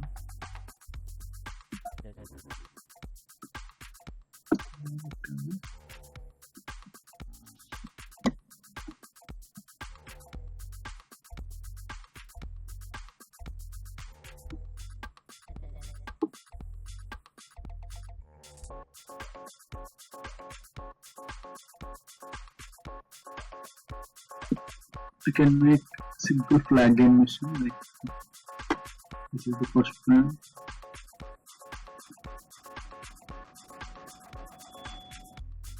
That's it.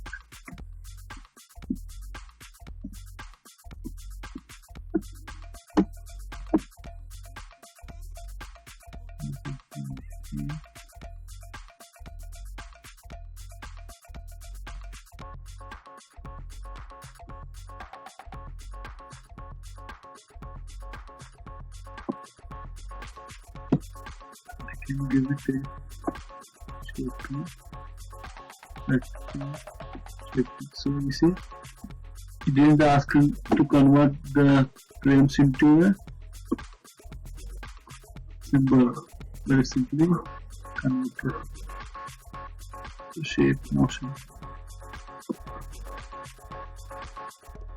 Can add breakdown here.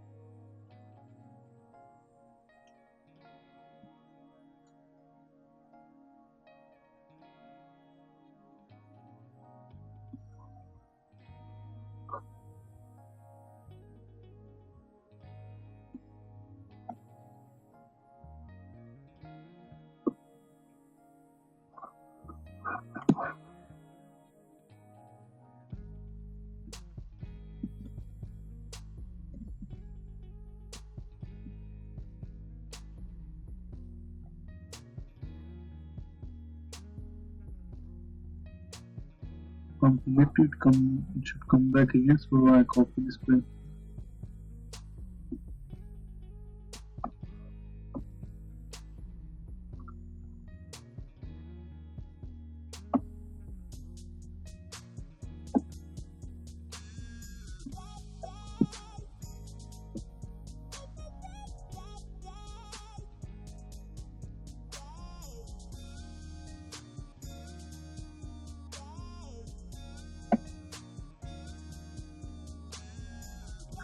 Decrease the timeline.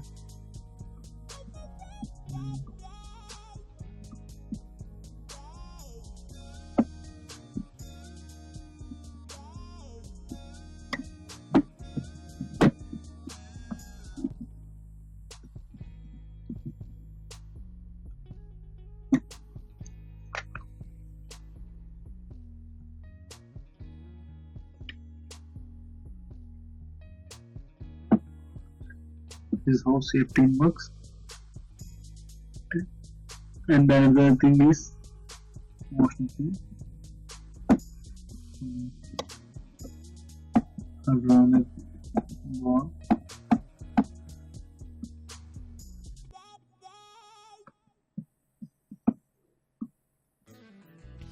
Create a motion tool.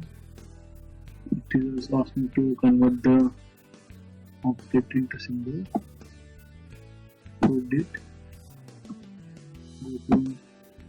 So in motion tool I need to press insert keyframe. If I modify its position or rotation, it will automatically add a keyframe. See here at this frame I'm move it, so automatically it will add a motion tool to it. If I want, I can modify this path. That way it will animate this path based on this path.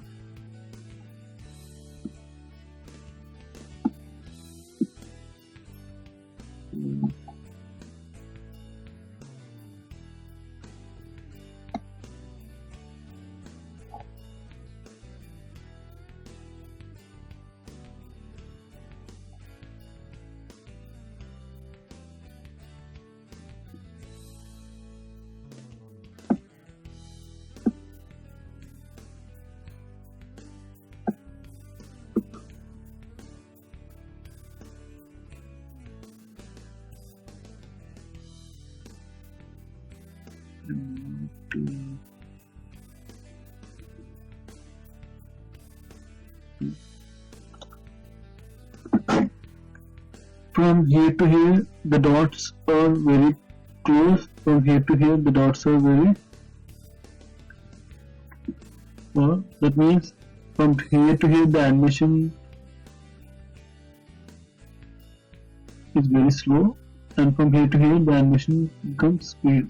That means the animation is a principle called slowing and slow. That means the movement that comes from slow to fast is called slowed, and the movement that comes from fast to slow is called slowing. So we see.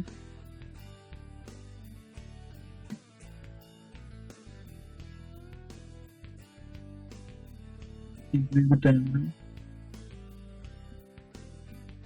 Based on this table, I can see.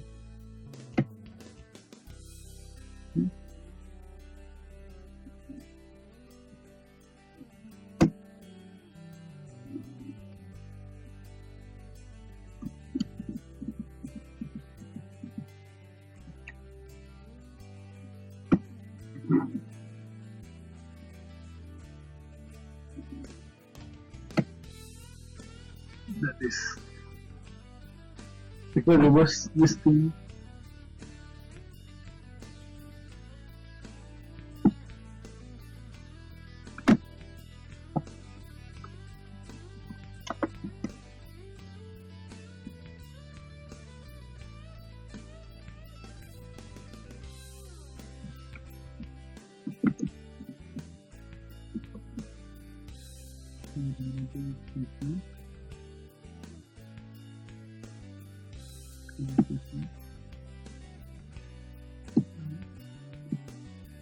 So I want to make it from fast to slow.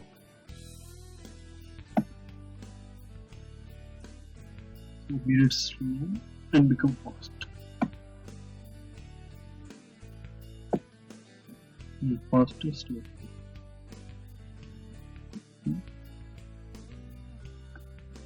Make the path more.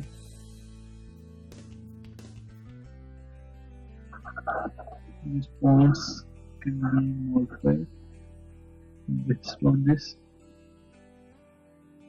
For animation also.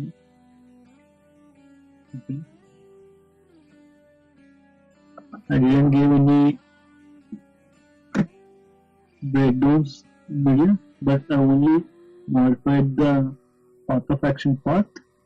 So based on this, it will move around this path.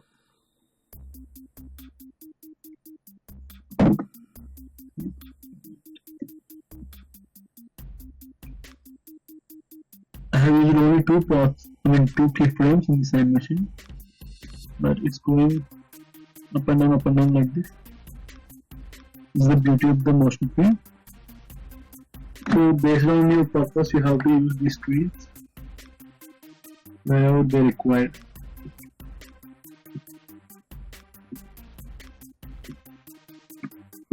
Now I'm going to show you how to trace your rough sketch.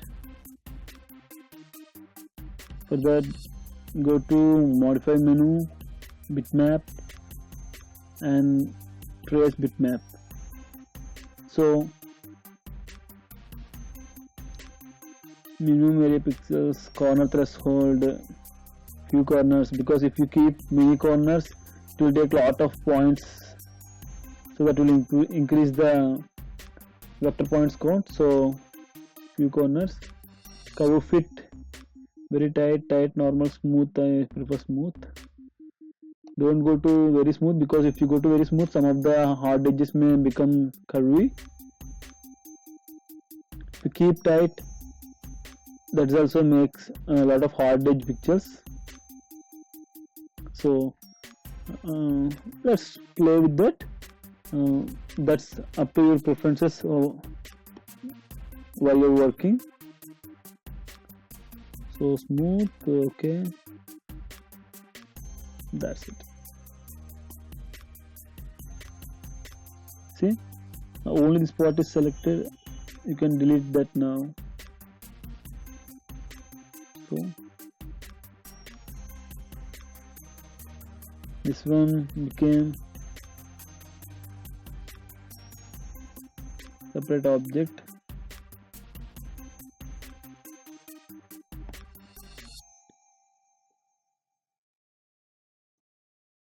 If you want, you can recolor them. You can simply delete by go to eraser, use this tab and click wherever you want, like that.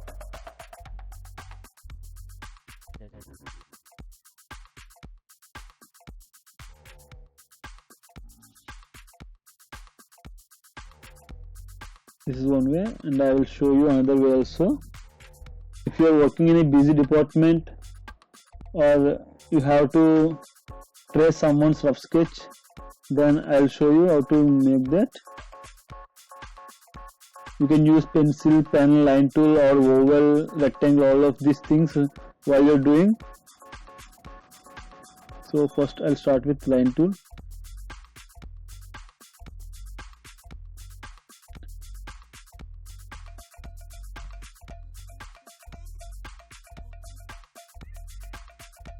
Take one straight line, go to selection tool,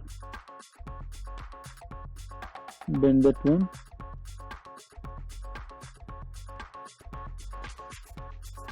here we need another bend. If you bend this one, you will lose the curve here. To do that, you need a point here, so hold press alt button and click here, so that you can add a point here and bend it. So that's it.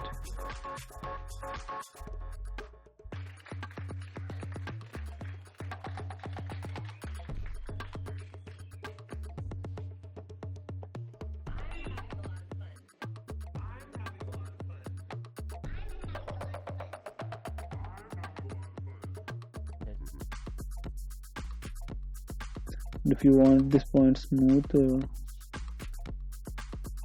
can take this tool and bend it.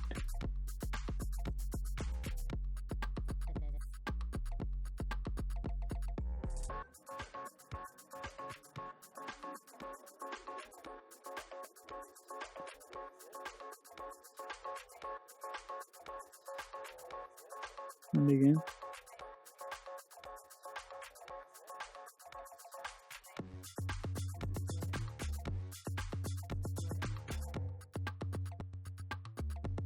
Sometimes you can duplicate them by select it and press Alt and drag it so that it will duplicate it. Now you can join it simply.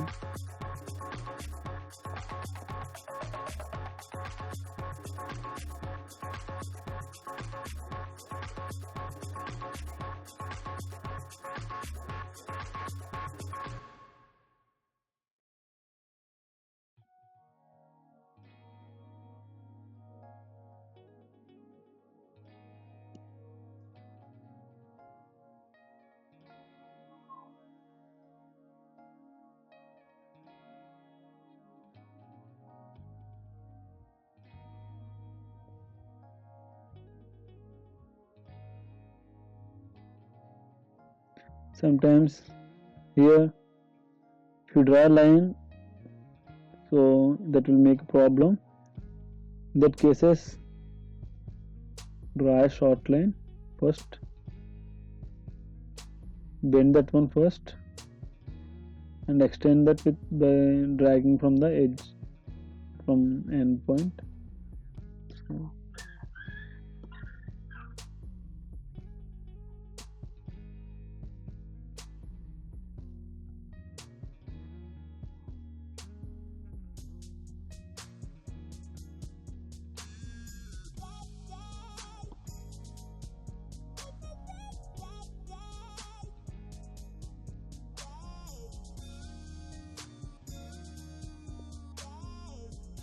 draw a line here.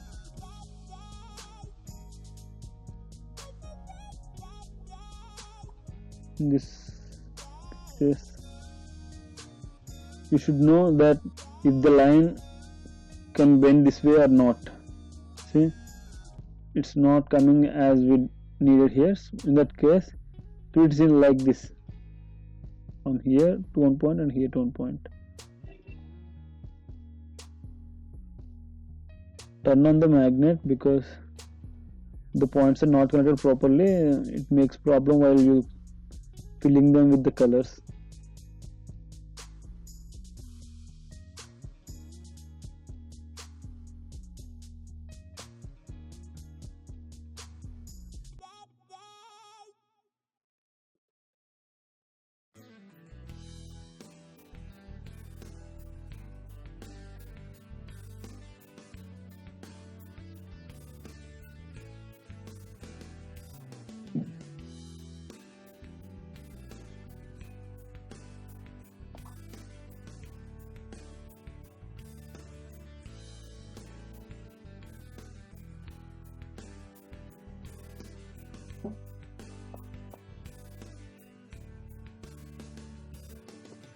And you can also use pen tool.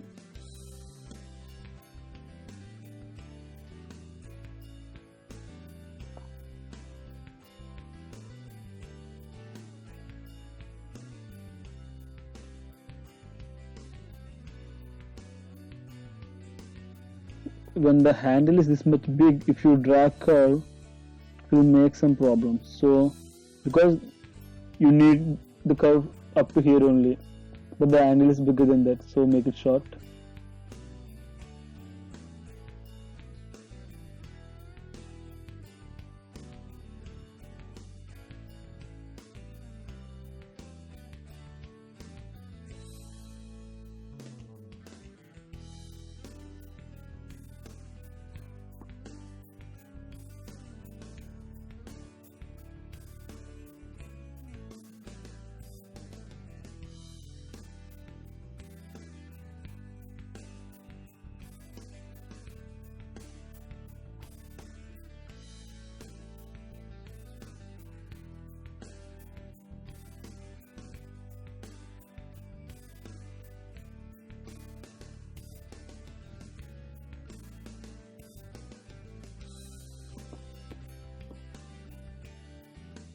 and also you can use pencil.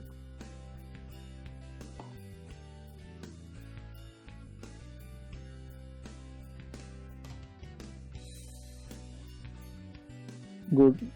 See, it's becoming straight. Even I draw curve, it's becoming straight because here the option is in straight.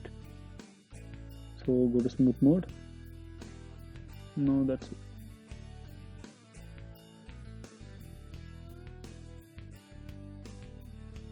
Go to properties, smooth, increase the smooth level.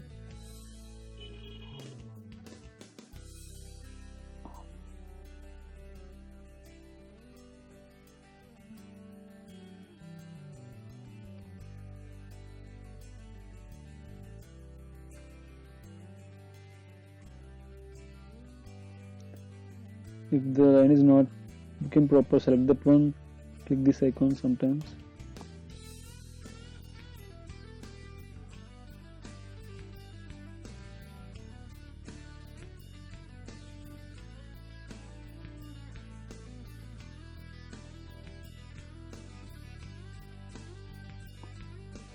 Again select this one, make it smooth for a few times.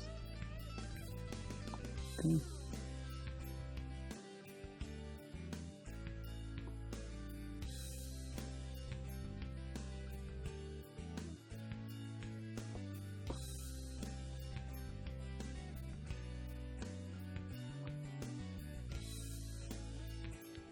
If you draw slow, the line becomes more up and downs in the line, but if you draw it as a fast, the stroke, it will get more cleaner in this way. Okay.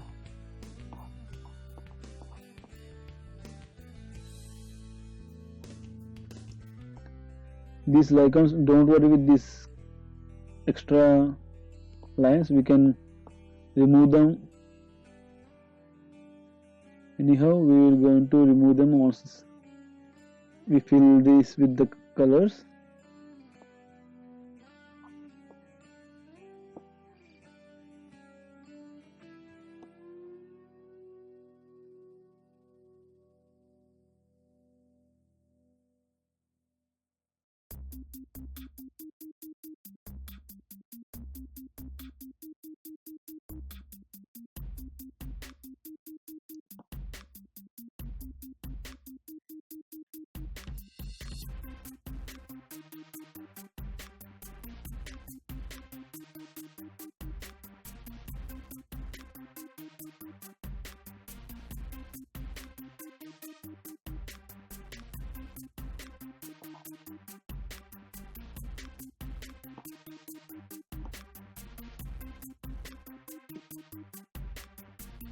I am more convenient with drawing pencils, so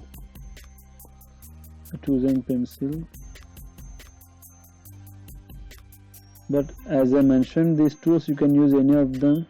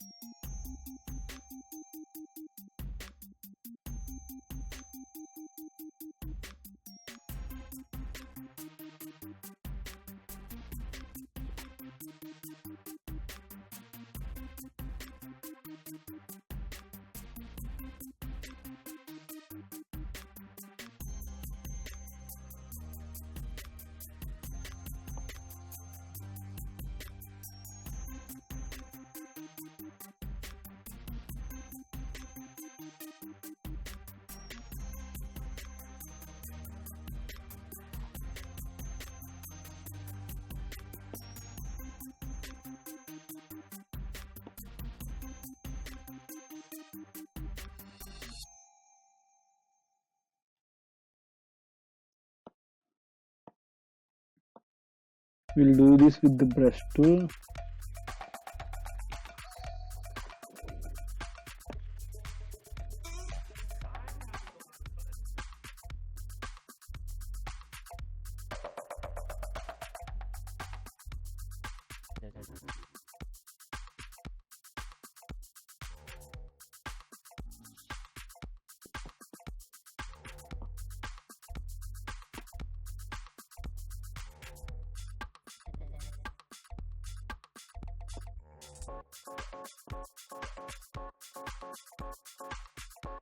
Now let's fill this with colors.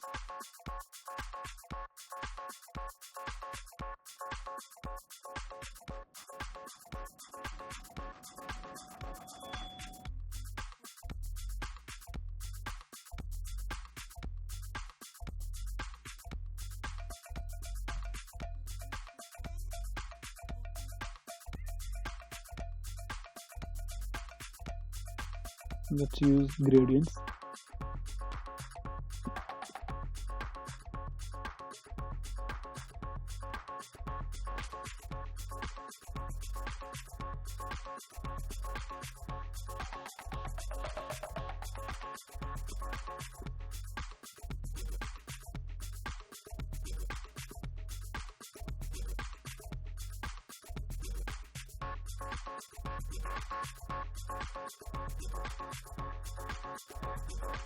Go to bucket tool, paint bucket tool, and drag it like this. Click here like this.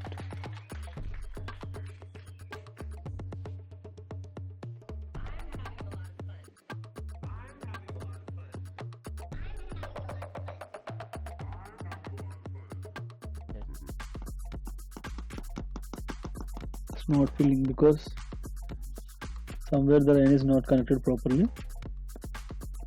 You have to find that. Click here, this icon, that will make it transparent. Double click there to change the color of that.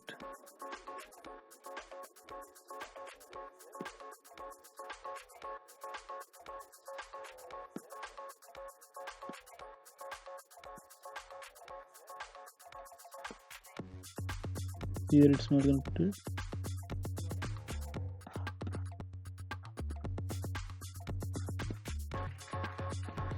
So I think that's it.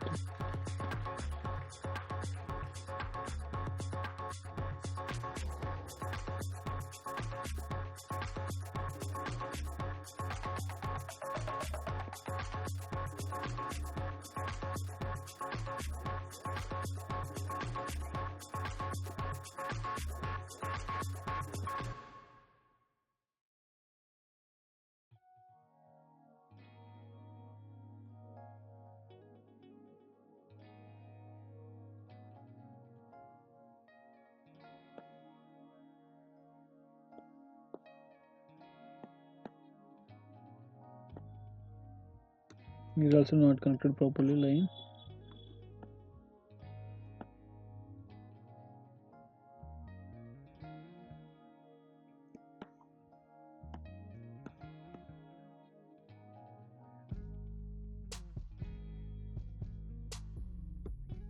Take linear gradient, reflect.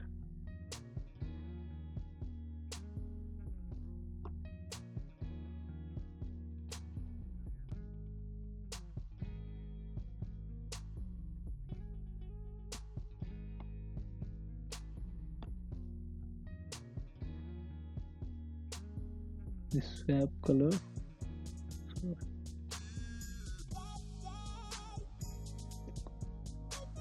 Linear gradient.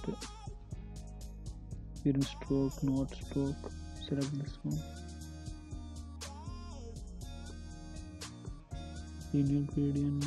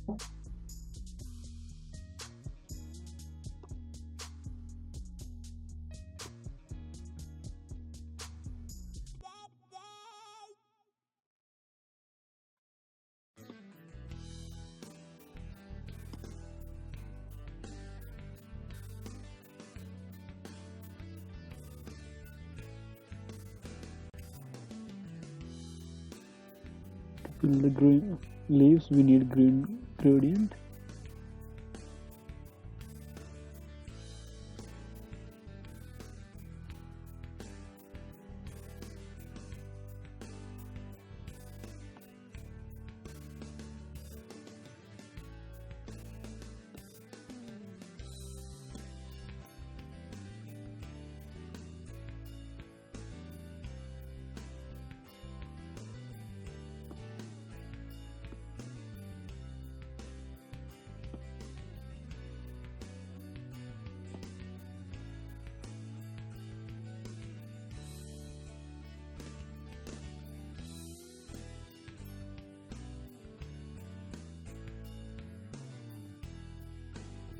Now select this entire drawing and go to line, turn off the line. Okay. Now you got a beautiful object.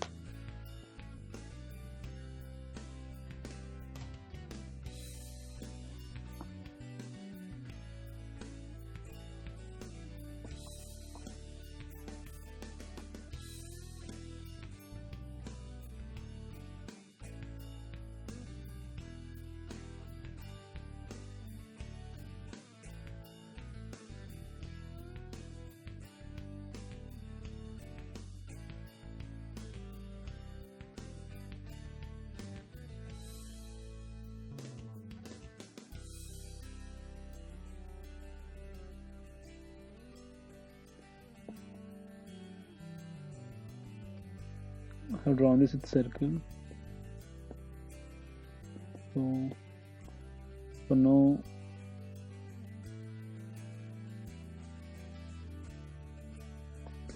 take a brush, little bit bigger brush.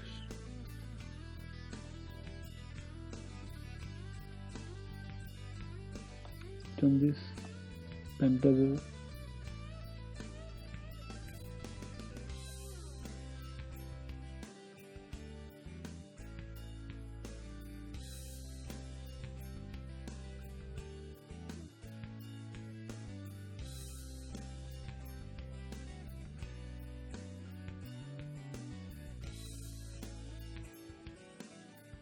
reduce smooth a little bit.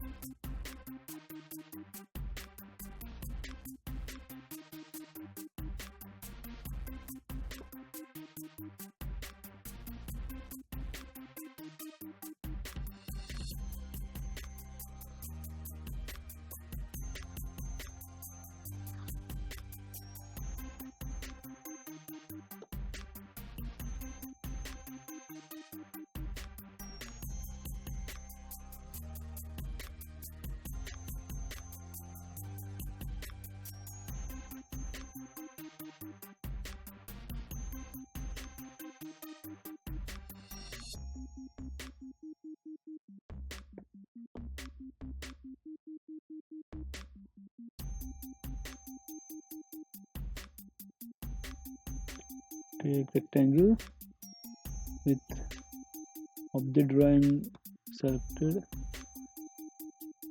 Okay, and send it back. Select that one, right click, arrange, send backward.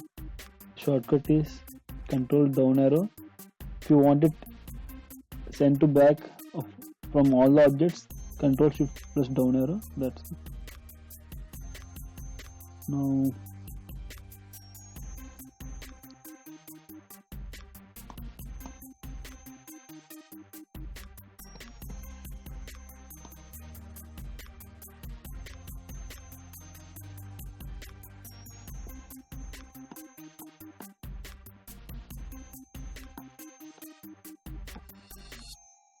so that one, change the color, gradient color to blue.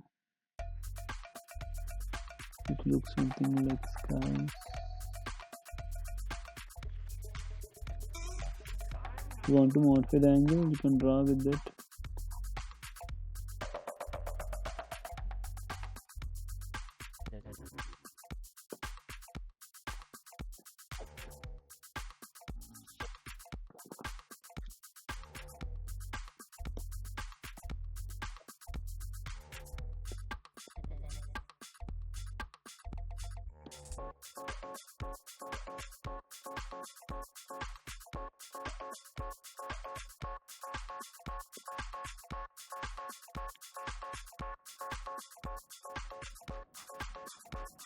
I isolated the drawing object and take laser tool, draw some shapes like that to give a sky some kind of variation.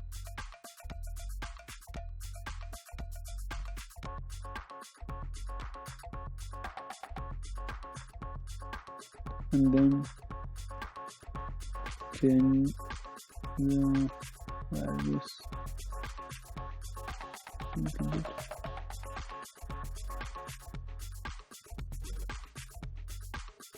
Okay, so now the sky got little dramatic look.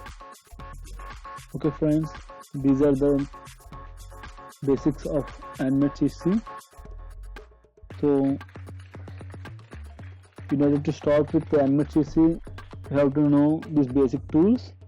So anyhow, I'm going to upload few more tutorials from intermediate level to advanced levels, like character creation, how to make landscapes, how to make environments and all those things. So to learn Animate CC in advanced level, keep watching Arttutor for more tutorials. And if you like this tutorial, please share it.